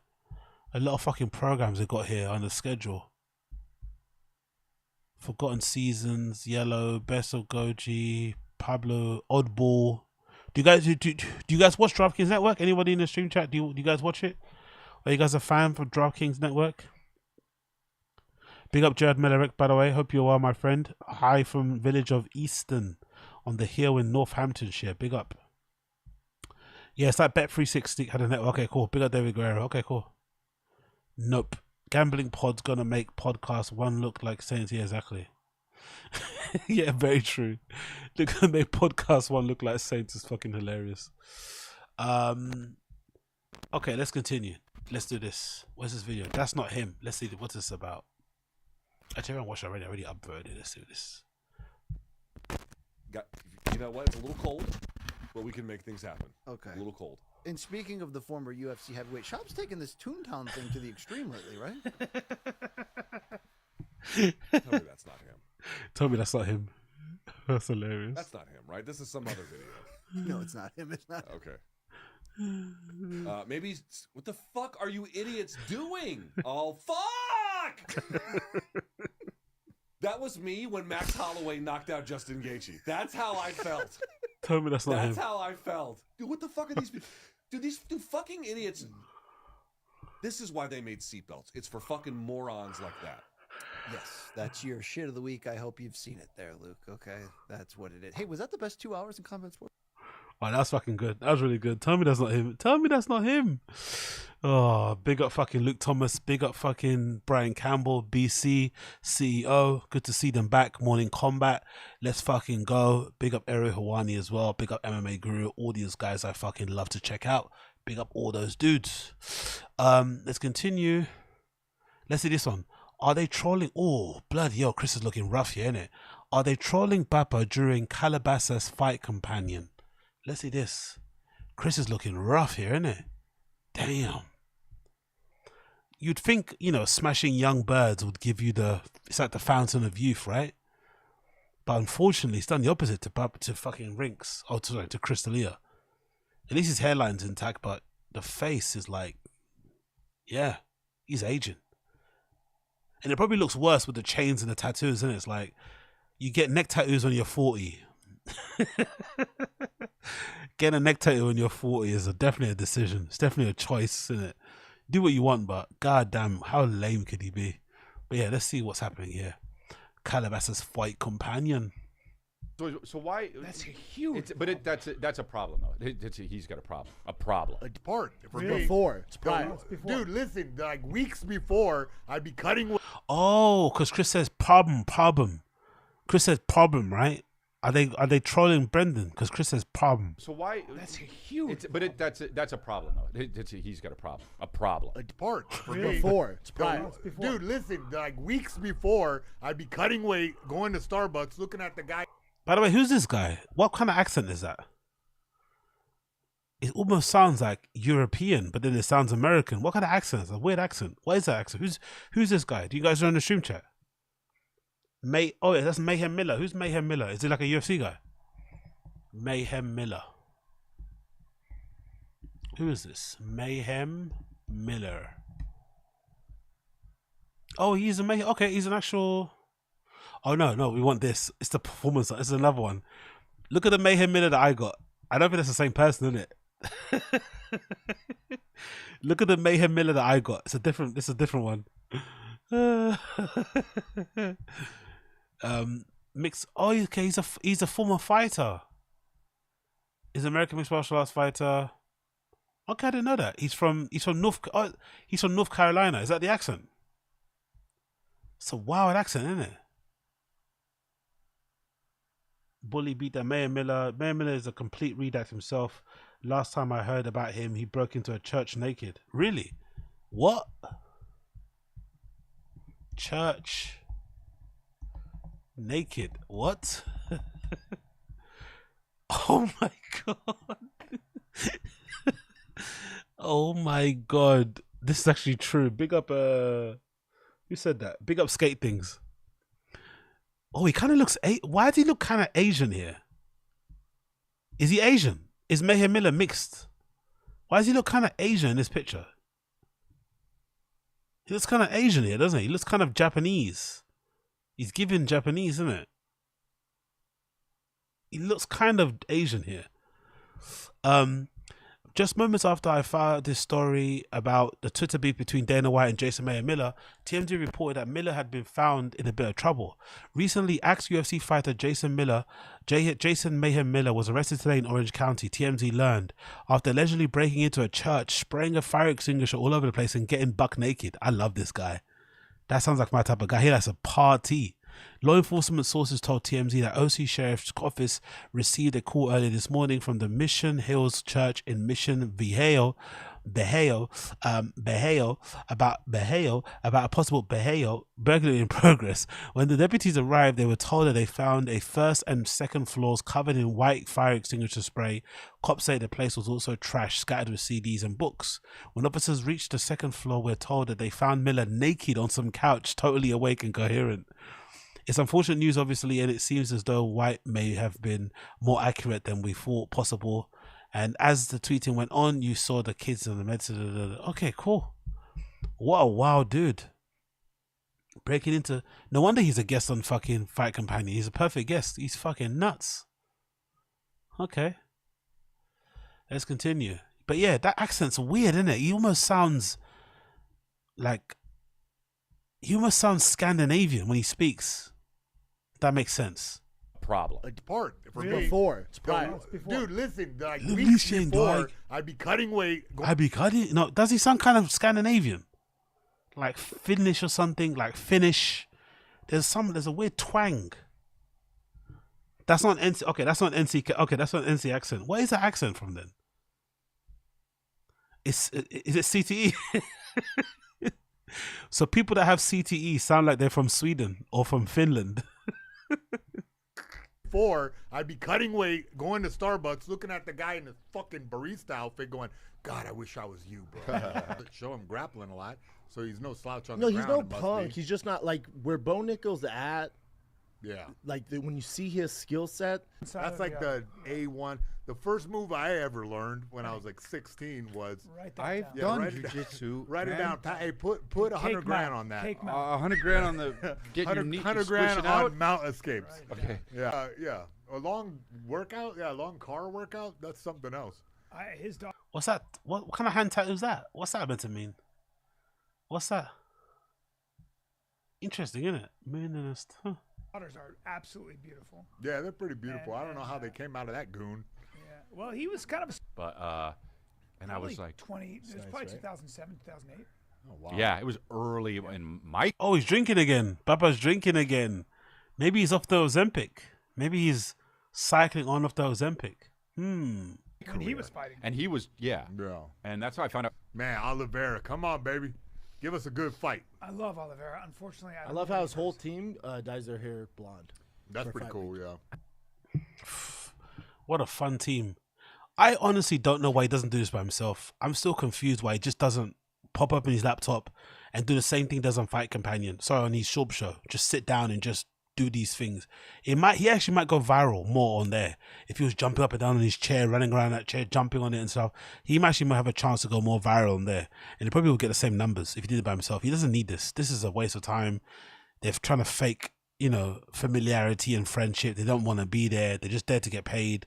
I think he should do it by himself. He should just live stream like my MMA guru or like Ariel does or like I do sometimes or like Luke Thomas does. Like if he just do that, I think he'd be way better. These fake GRE companion things are fucking a waste of time. So dumb. It really is so dumb. But hey, what do I know?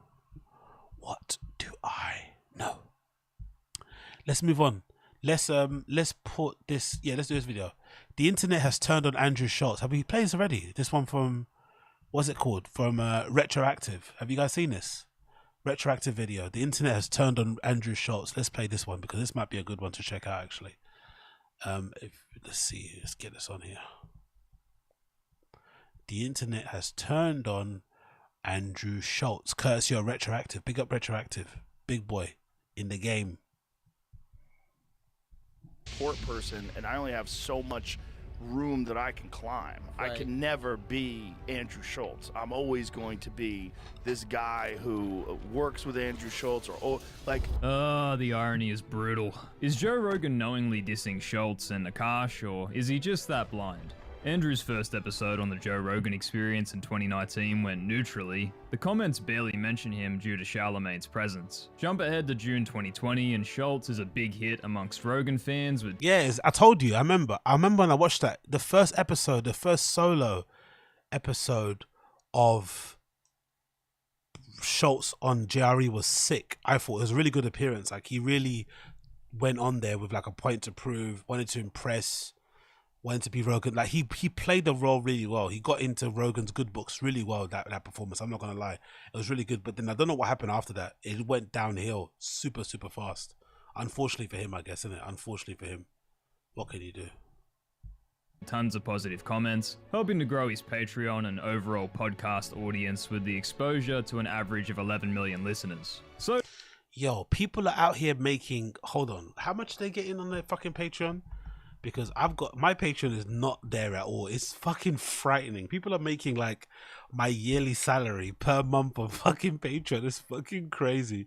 Let's see Flagrant. What's their Patreon making? This is gonna be scary. 55. They're making more than my yearly salary at work per month.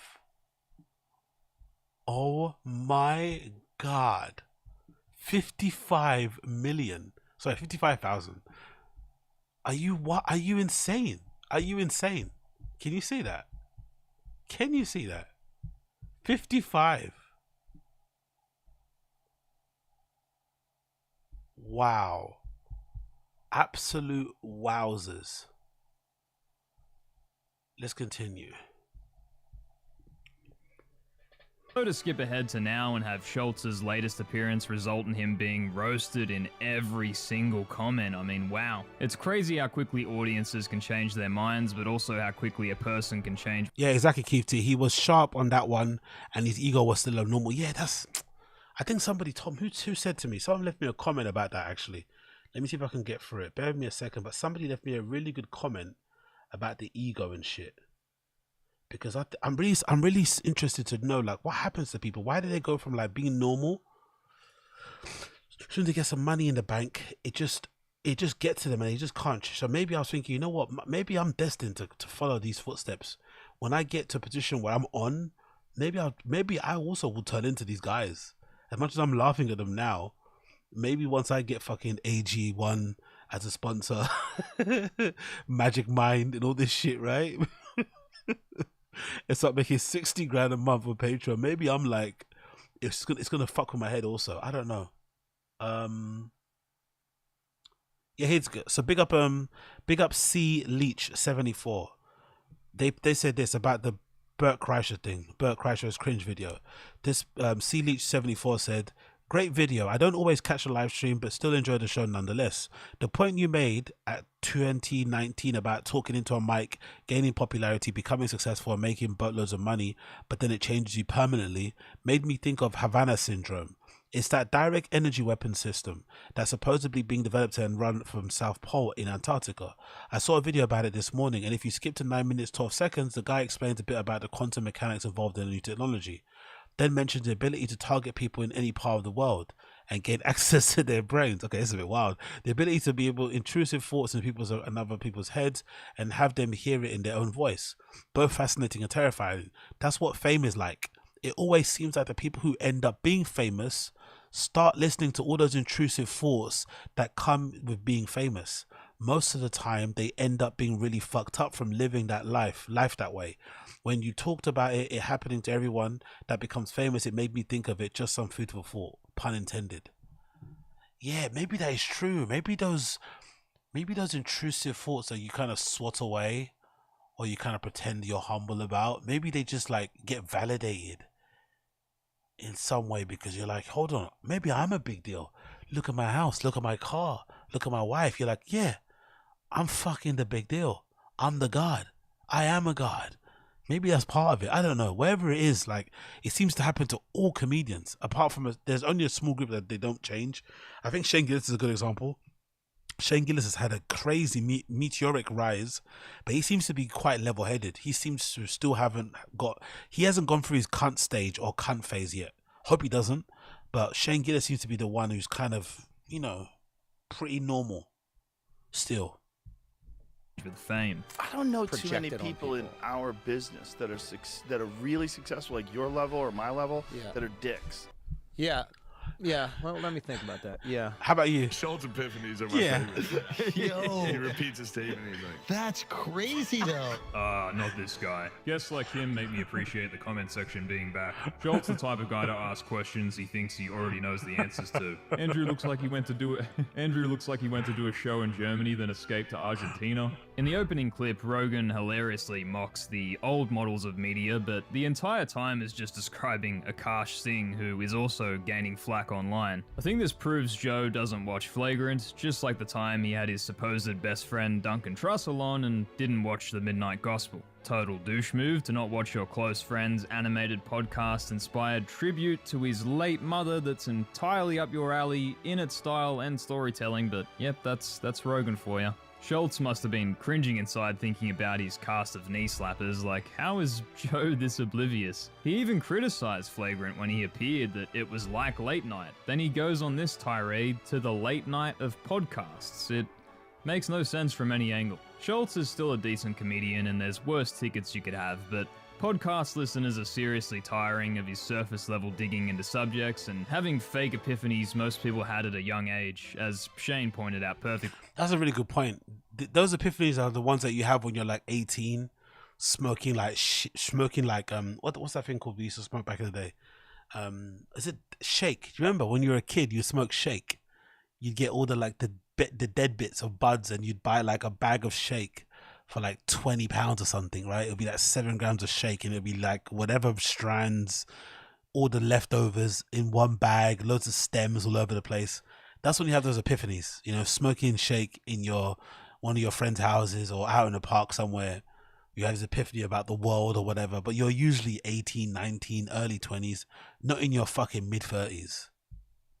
A good example is their recent chat on the Kendrick, J. Cole, Drake beef, with each passing... Yo, big up. Joe. 99% of men are above your level. If you catch my drift. Theodore Joyce.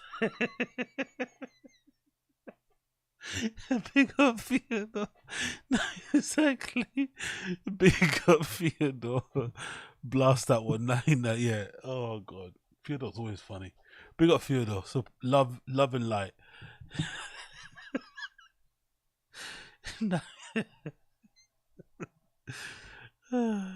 In comment, it's clear to me that they've done the bare minimum and aren't hip-hop fans by any stretch. Was a story of Adidon, I think it was called. Kendrick, but also Kendrick, Adidon. rapper who only comes out every, 4 years or whatever. Story of Adidon, I think it's called. They cover popular topics without even knowing what they're talking about. It's great. Schultz thinks Drake isn't scared to respond. I don't think he's scared to respond. The guy who never... When Schultz talks hip hop, it's always the time I turn off. I remember when I used to listen to Brilliant Idiots. I don't listen to it anymore, but when I used to listen to Brilliant Idiots, that's the one thing that used to annoy me about Schultz and hip hop opinions, because he's just clueless. I don't know. Can he even dance? Like, I don't know why people listen to him. I don't know. Akash, you listen to these guys again. They might be your taste in terms of comedy, but when it comes to music, I'm not listening to those two dudes. Never.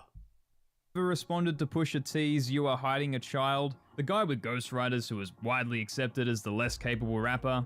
I'm sure he will this time. Every past GOAT would have responded already, but Drake has so much he can be dissed for, there's really no winning for him. Drake is, I've probably seen widely by people younger than us, as the greatest ever. More people say Drake is the best ever than Kendrick is the best. I mean, ever. like, Pusha T is not somebody that people think was ever competing with Drake. What the? Drake? Wow. Music is subjective, so just say you prefer Drake, Akash. But to say Drake is the GOAT, implying the highest rated albums, the strongest technical ability as a rapper, Schultz and the Flagrant crew, just like they do on most topics, they don't really know what they're talking about. Yes, music is subjective, but the hip-hop world is pretty damn clear. I mean, J. Cole just apologized, which is just a bit like Jay-Z and Nas, but as did Jay Electronica and Big Sean when they dissed Kendrick. Drake does bigger numbers with pop fans, Drake beat Meek Mill, but Drake is not the better rapper or album conceptualizer. It will always bother him and Cole that their best works aren't appreciated by hip-hop or music as a whole, like To Pimp a Butterfly or Good Kid Mad City. Look at Retroactive flexing his hip hop knowledge. Look at Retroactive flexing his hip hop knowledge. Go on, Retroactive. Bad boy. Look at Retroactive showing off. Look at Retroactive showing off his hip hop knowledge. Look at him. What a legend. And that's the source of a lot of this beef. And I gotta deal with this mother who I would look at it low key as clout chasing. I'd be like, bro, like I'm Drake. I'm like, I'm a good guy. Drake is a good guy and Kendrick is clout chasing. Hip hop has always had a Michael Jordan level of competitive nature. This is a good for the genre. You'd think it wouldn't be that crazy of a concept to a comedian. Big up. Crack Amico is going after Schultz for his next song. He's got a good couple weeks before his life turns to dust. Oh, really? Nice. Oh, yeah, I think I heard that, right? Did you do a vote on it? I think he did a poll on it or something. Yeah, I'm looking forward to it, actually. I'm looking forward to it. I actually want to see him also respond to it, live stream, do a reaction to it. Hopefully in good spirit, in good, yeah. not weirdly, like how Mark Norman was sitting awkwardly when he was listening to the fucking other one about Bert and fucking Tom. Hopefully he reacts to it well. But yeah, big up whatchamacallit. Big up Crack Amico. What a fucking legend. Yeah, I can't wait to hear that one. That should be good. That should be fucking good. That should be a good one. Barely comes out ever, making a diss track about me so that he can be looked out as number one, where I'm dropping an album every single year. I'm still on top of the game. Like, I would be annoyed. Schultz really thinks that Drake dropping every year means he's better. Pack it up, folks. The GOAT debate is over. Stop arguing who's the best. Viper has over 1,500 albums, even one called You'll Cowards Don't Even Smoke. He's the real big three, and holy to find out an internet meme from years ago is now arrested and accused of horribly unspeakable crimes, well, with a mugshot like that. I support everybody. I put everybody on. I take so many chances on so many artists and really... Why do these guys listen to these guys' musical opinion? Honestly, you listen to Flagrant for musical taste, you are losing in life, bro. Listen to them for their fun vibes, the friendly banter, but never for music. You should never do that to yourself, man. Please don't do that to yourself. really try to uplift them. As Earl Sweatshirt famously said, Drake is a culture vulture and has been known to jack a new artist's sound like he did with XXX. I think this is not true. I think Retroactive doesn't like Drake. He hates him, but let's be chill. Drake isn't a culture vulture. Let's fucking relax, please. If Drake's a culture vulture, what's Vlad? What's Adam 22? Come on, bruh. You devalue the culture vulture, diss label when you label fucking Drake a culture vulture. Because let's be fucking real. You know what I mean? Come on, let's be real. Tentacion and many others you've never heard of. Party Next Door and The Weeknd have also beefed with Drake over the years and said the exact same thing. Andrew Schultz has no idea how Drake is viewed by hip-hop, such a surface-level take. Light 3. Yeah, this Drake record is not good. FD Signifier, Dead End Hip Hop, Anthony Fantano all have great takes on this topic for more. Drake is a great rapper. I just don't think he's got it in him to really compete. Drake can't rap with Kendrick. Better than anything Cole. Oh yeah, I used to watch that show. What was that show called again? Dead End Hip Hop. What? Do you guys still watch this, by the way? I used to love watching them review albums. Are they still around? Dead End Hip Hop. I used to check them out all the time. I don't know why I stopped listening to it, but they were really good, man. Their arguments about music and shit, the debates, the points that they would make, their tastes. I think it was really good. Dead End Hip Hop. Are they still around? Yeah, they're still there. Okay, they're still around. I haven't checked them out in ages. They were really fucking good. Really good channel for hip hop takes, to be fair. Yeah, I'm a big fan of Dead End Hip Hop. Big up Dead End Hip Hop, gang. Love to see him still around, still thriving. I just don't think he's got it in him to really compete. Drake can't rap with Kendrick. Better than anything Cole and Drake has ever done. Who is Kendrick putting on? That part is true. Who has Kendrick put on? Like, what about Baby Keem? Baby Keem, like it being the biggest artist on his label, also definitely helped the careers of SZA, Absol, J Rock, Schoolboy Q, all without jacking their entire sound for his album like Drake did with Take Care. To be fair, I don't really think he put on, all those other guys, but I think Baby Keem definitely put on. But Schultz just jumps on any topic with strong opinions without understanding what the hell the context even. Yeah, Schultz is definitely a loud and wrong type of person. Very loud, very wrong. Or very wrong and very loud. Yep, it's all just blind hate instead of Kendrick clearly proving he's better than both of them. Yo, you know what this is? It's hate. I believe that. It's hate and jealousy. I can believe that. All just blind hate towards good guy Drake, who should be worshipped. Yeah, but I think Pusha is a better battle rapper than Kendrick. Like Kendrick, I see more like artsy storytelling and great rhymes. Maybe it's time to dig into every flagrant music talk. Maybe it's this funny for other genres as well. It's so annoying listening to Andrew talk about things he talked about 50 times while trying to act like it's the first time he's come to this realization. Exactly. Andrew's mustache isn't allowed within 500 feet of his school. Andrew is the type of guy who finishes your sentence and now that's his idea. Andrew looks like he had an emergency and had to leave mid-haircut. Schultz is the Jimmy Fallon of comedy. Jesus, it's brutal. Like literally every single comment. Complete switch from a few years ago. His peers like Tim Dillon or Theo Von generally have more unique and thought-through insights when big things go down, like Nickelodeon or Puff Daddy, as has finally been exposed, shout out Cat Williams, and as such they both have zero of this kind of backlash when appearing on other people's shows. Authenticity is such a difficult thing to measure, but the masses are a harsh judge. Schultz definitely filled the Brendan slot. Oh, okay, whatever you think, I think. Yes, sir, Mr. Rogan. What is the VIP? The VIP is the most valuable player. The MVP. Yeah, it's VIP though. Very important player. Okay. What? Considering Shorb is Hold on. What was that? Yes, sir, Mr. Rogan. What is the VIP? The VIP is the most valuable player. Why are they confusing me? VIP doesn't mean most valuable player. That's MVP. The MVP. Yeah, it's VIP though. Very important player. Okay. Considering. Yeah, when Rogan tells you MVP is VIP, you say okay, right? That's basically what it means because he's the big dog. When Rogan tells you MVP is VIP, you agree. That's what you do. You just agree. You just agree. Rogan's reality distortion field in full fucking effect. I love it. You fucking love it. Anyways, big up Retroactive. The internet turned on Schultz.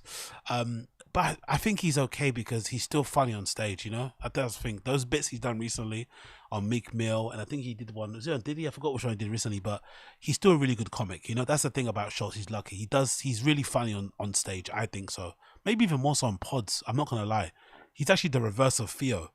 He's actually not that funny on pods, but way funny on stage. And Theo's funnier on pods than he is on stage. Really weird inverse, but yeah, big up Retroactive. Subscribe to his channel. He's fucking brilliant. Really, really cool. Love his videos. Big up Retroactive. Big up Blood Clot Retroactive. Quickly get on some Yuri news. Yuri news. Do you want to hear some Yuri news? Yes, you do want to hear Yuri news. I know you do. Don't act like you don't want to hear about what Yuri's doing. I know you want to hear about what Yuri's doing. I know you do. I do as well. Well, guess what? Allegedly, according to the Reddit, Yuri got kicked off of fucking... What's it called? Yuri got kicked off of Kick. He was on their partner program or something. And somehow Yuri got kicked off the most liberal, no rules... you know, crazy, go and do what you want platform. Fucking wild. But somehow Yuri managed to do it. This is the page, or this is the post on Reddit. On the No Jumper Reddit, somebody said, breaking Packwatch news. Packwatch news. Fired from No Jumper, Yuri has now been fired from Kick. He announced this morning on stream he's been removed from the Kick Creator Incentive Program. What does that mean? I'd never heard of this. I didn't know Kick had a Creator Incentive Program. So allegedly Kick got a program to help creators. What's this about? Get paid. Okay, let's see what this is. Oh, there's it's right there. Sorry.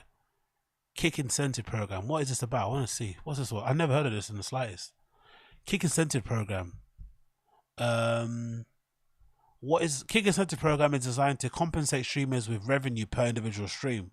We have just completed the prototype processing with 35 streamers. These individuals span a broad spectrum with average concurrent views ranging from 10 to 1,500. The device group includes real-life streamers, high-intensity gamers, and musicians.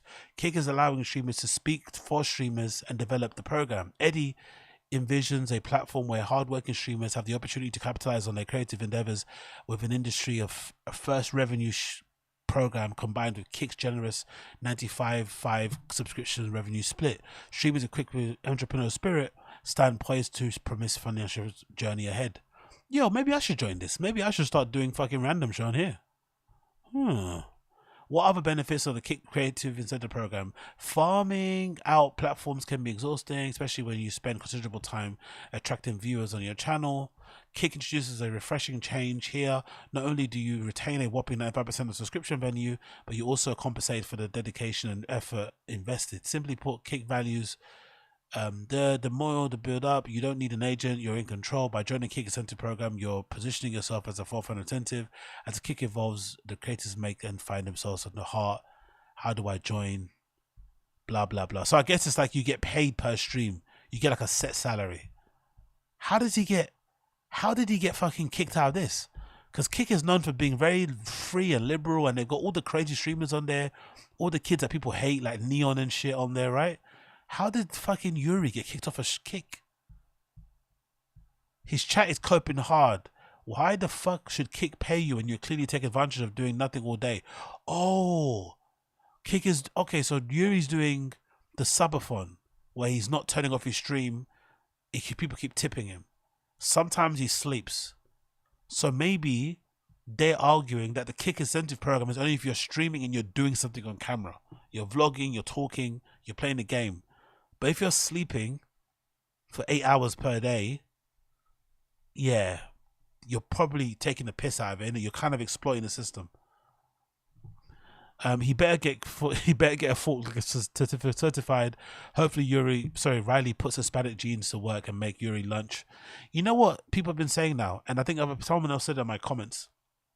People are now looking at Riley a bit differently because of how much of a loser Yuri is. People are now questioning whether or not Riley is also complicit because she's with this loser. Yuri's not going to change. Clearly, he's very hard-headed, very stubborn, very delusional about how he's perceived online and in general how he is as a person, but he's not going to change. He's quite consistently him. So if Riley stays with this guy, it says more about Riley than it says about Yuri, because Yuri's made it plainly clear who he is as a person. He's obviously incredibly insufferable, incredibly obnoxious, and Riley's still there. So maybe they're meant for each other. I'd fucking hate Yuri as a co-worker. He definitely one of those fools that want to smoke up your bud every day on lunch break. Exactly like dog pitching. Yuri tried but failed. This time, it's time for a job now. Not even hating on him, just being real. He's failed as a YouTube personality. 30 years old, no car, no savings, drowning in credit card debt. Actually kind of love streaming for him. Keep up the work. You know what's funny? He did actually say on the stream, Yuri said on the stream that he got into credit card debt to buy weed or something. There was a time where he got into credit card debt for fucking weed. Yo, big up One Bong Hit. Yeah, I know I can dual stream, but this laptop can just about survive streaming on one thing. It's nowhere going to survive doing dual stream. So if I want to stream, I might do like I might do like a bonus show. So when I finish recording my random show, I might do like a bonus after show on Kick. Just that'll be it. It won't be like I won't change it. It'll just be the same show, but I might do like a bonus after show and then try and get my views and time up on Kick. And then who knows, maybe I can join the incentive program. Fucking hell, mate. If they're fucking paying Yuri, they should fucking pay me. Fucking hell, he's fucking boring. That's what he gets for messing with the homeless guy last night. Just turned on reading it. He's complaining and trying to call his daddy Ice for help. Okay, cool. I want to find out why he got kicked off. I really do want to find out. But anyway, let's see some videos of Yuri acting a fool. A new one. Yuri gets checked by Riley, aggressive. Let's see what this is saying. Yuri got checked by Riley. What did Riley do to Yuri now? Moved on, and you're making it this big. Now it's a whole thing because you're so upset about this. He's got such a punchable face, isn't it? It's his face, isn't it? It's his face that's the annoying thing. Look at that face. That's a guy that has never been punched in the face, and a guy that clearly knows he's being a cunt. Like, he's got that, like, he knows what he's doing. He knows how he presses his girlfriend's buttons. Look at that face. Look at that face. Look at that face. Oh, big up, big up Luke is sharing. I went to E1 last weekend to see Lily Palmer. Was amazing vibes. Really? Did you enjoy it? E1 is fucking horrendous, bro. If you had a good time, well done to you. What they got going on anyway? I haven't seen E1's listing in a while. What's E1 doing? I haven't seen E1 listings in a while, bro. What events do they have coming up? Who they've got? Vault Intimate Sessions. Because ever since everyone found out that their founder is a former, was an IDF soldier, everyone abandoned them. Look at the lineups now; they're fucking awful, isn't it? Everyone basically has boycotted E1, and now they've got these lineups. I don't know who any of these people are. They sound very EDM-ish.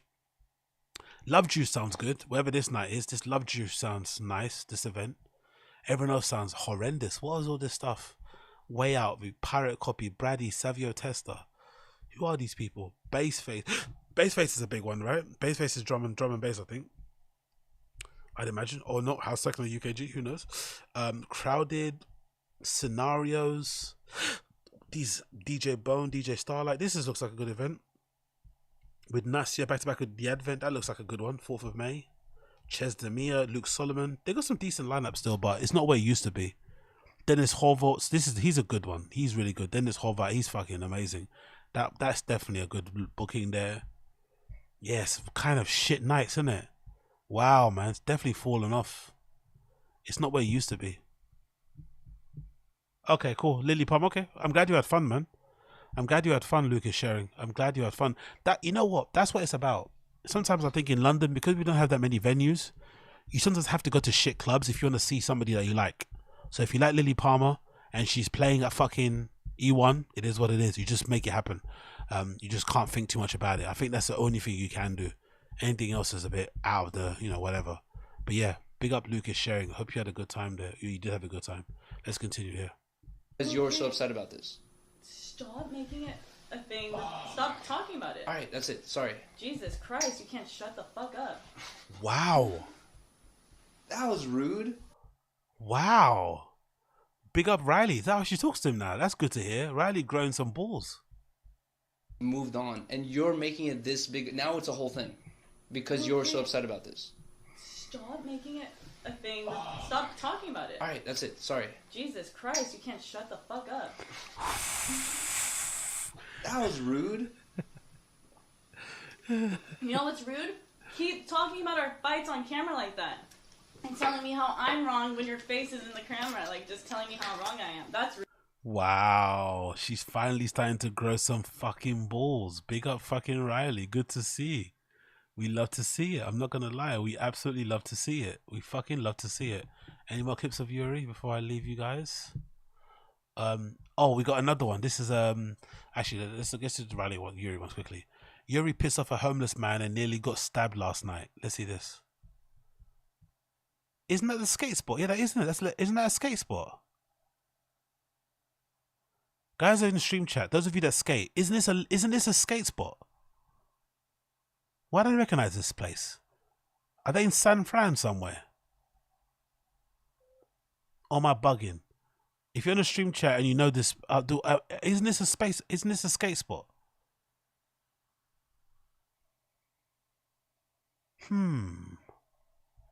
Looks very familiar to something. I don't know what spot I'm thinking of, but it looks like a skate spot to me.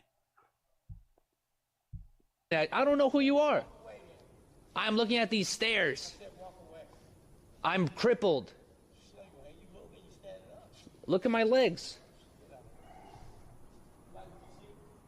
Yeah. You looking pretty good. Why is Yuri? Is this IRL streaming? Is you arguing with like crippled people? Like what the fuck is going on here? This is so depressing, bro. So utterly depressing. I swear my life is so depressing. What the hell is going on here? How much?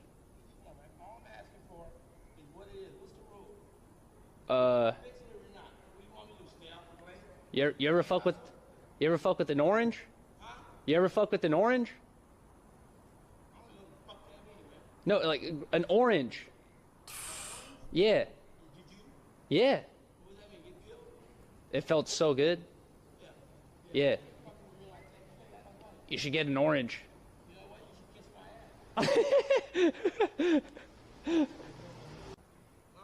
You don't have pants on. Oh no! Oh shit! Oh fuck! I believe you. You got pants. You have pants. I believe you. Oh, you're naked. Where's your pants at? Where's your mom? Where's your money? What? Where's your camera? Your camera's right there. Put some pants on. It's cold. My dick. It's cold. No, it ain't cold. It's real. Jesus Okay. Christ, man. All right, fair. Why is he doing this? This is so abusive. Why is he like antagonizing and trolling homeless people? Like, what is this? Is this meant to be fun?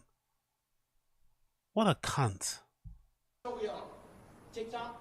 No. What? Kick. Okay. I'm kicking it. Me. I'm Marcus Reese Gowan. No, you're naked, dude. You're naked. Ah! What the fuck? What the fuck? What the? Oh shit. Go back a bit. All right, fuck it. Whatever. Let's run it back. Let's get the stairs from the bottom.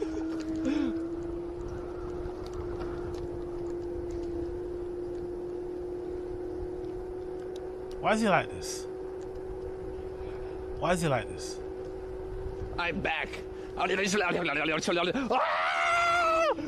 What the fuck? Oh shit! He's trying to attack me, dude. Is this meant to be funny? This guy's like 12. His humor is like, Jesus Christ. I'm not going back there, dude. He tried to attack me. What the fuck? What? I think he had something in his hand. Oh, hell no.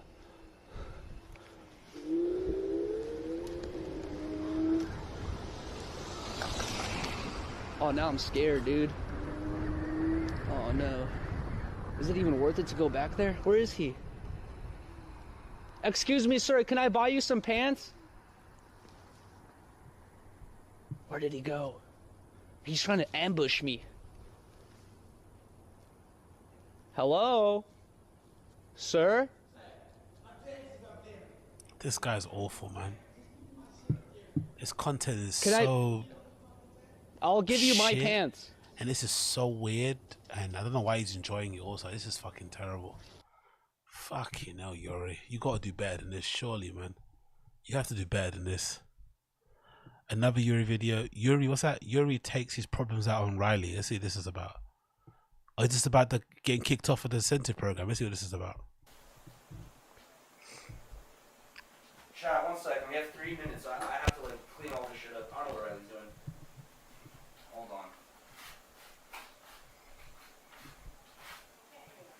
I said I have to clean all this shit up. No, you Sorry, don't. chat. I'm cleaning too, Yuri. No, you're out there standing watching me. I wasn't. He was going to the bathroom really quick. I put him in a... Exactly. Big up Luke. Luke is sharing level of maturity. You know what's funny about this? Yeah, exactly. Sam Pepper. Exactly. I think that's... You know what's funny? You say that. His hero is Ice Poseidon. He models his whole career life on Ice Poseidon. Imagine looking up to Ice Poseidon and Sam Pepper. Imagine looking up to... I know some kids probably do, but he's far too old. Allegedly, he's like 30. Allegedly. But he's old enough to know better, basically. He's not like early 20s. He's like late 20s. It's like, bruh, come on, man. You have to grow up. You have to grow up. Like, this, to find this type of stuff funny at that age is wild. To do it as a quote-unquote job is insane. And to purposely put yourself in those positions for entertainment is fucking batshit crazy.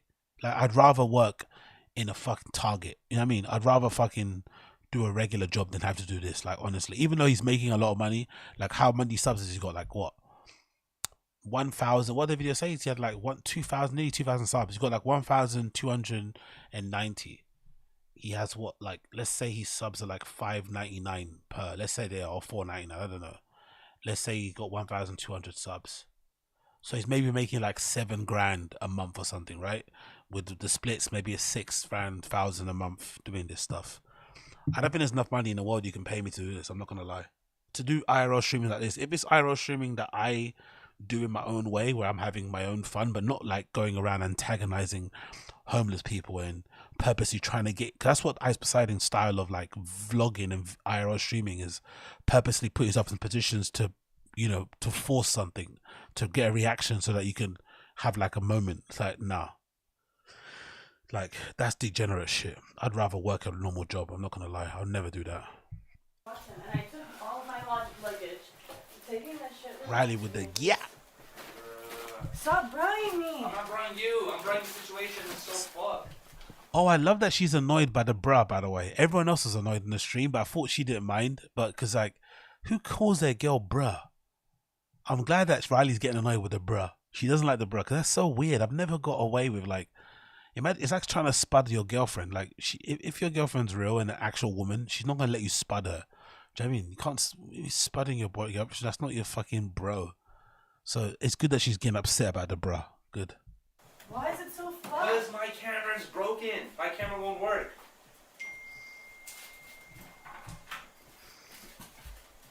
There's a definition of fuck. Someone in the stream chat saying, bro, you were literally still asleep an hour ago. Stop taking it out on Riley and set an alarm and wake up at 4:30 every day.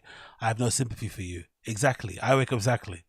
I love how his stream chat keep on him. Big up Regin Hater. Big up Regin Hater. They're on him. I have no sympathy for you. I wake up every 4:30 every day. Exactly. You want to go to Best Buy? Big up Joe from MIA. I was in SF last August and it was a decent during the day, but as the evening progressed, the streets became desolate and people disappeared because there was nothing good after dark. Yeah, I can imagine. Big up Jeremy. I can see the accounting show, lols. But yeah, I can imagine SF being the type of place when it gets dark.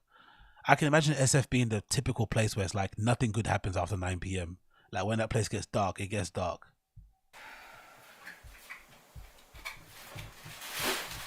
God damn it. Bruh, this is so lame, dude. Bruh.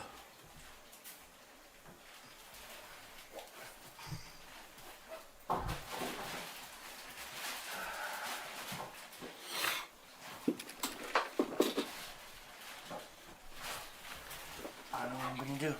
Chat. I'm just gonna have to fucking. I don't know.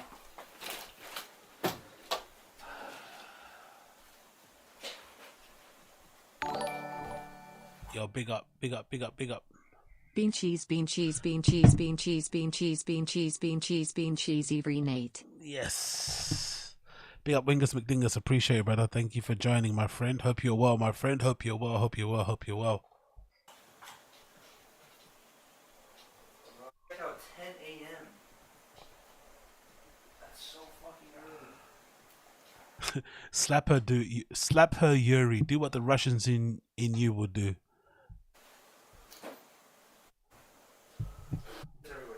Calm down. Bruh. We're gonna. I need like 20 more minutes. I don't have enough time. All my shit's everywhere. Calm down.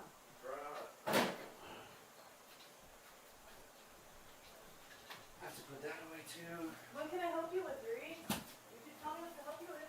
I don't have time to give you instructions on top of fucking me cleaning up myself. Okay, bro. stop taking everything out on me then. We No both one's- look no one's doing that. You are.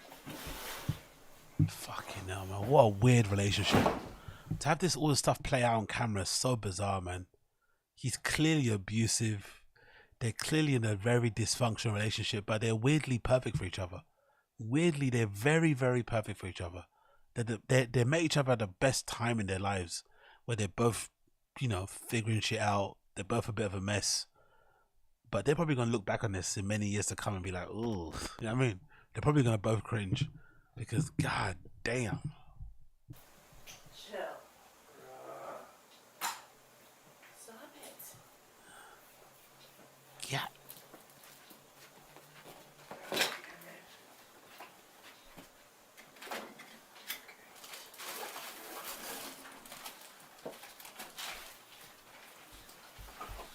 Anyway, you got the gist.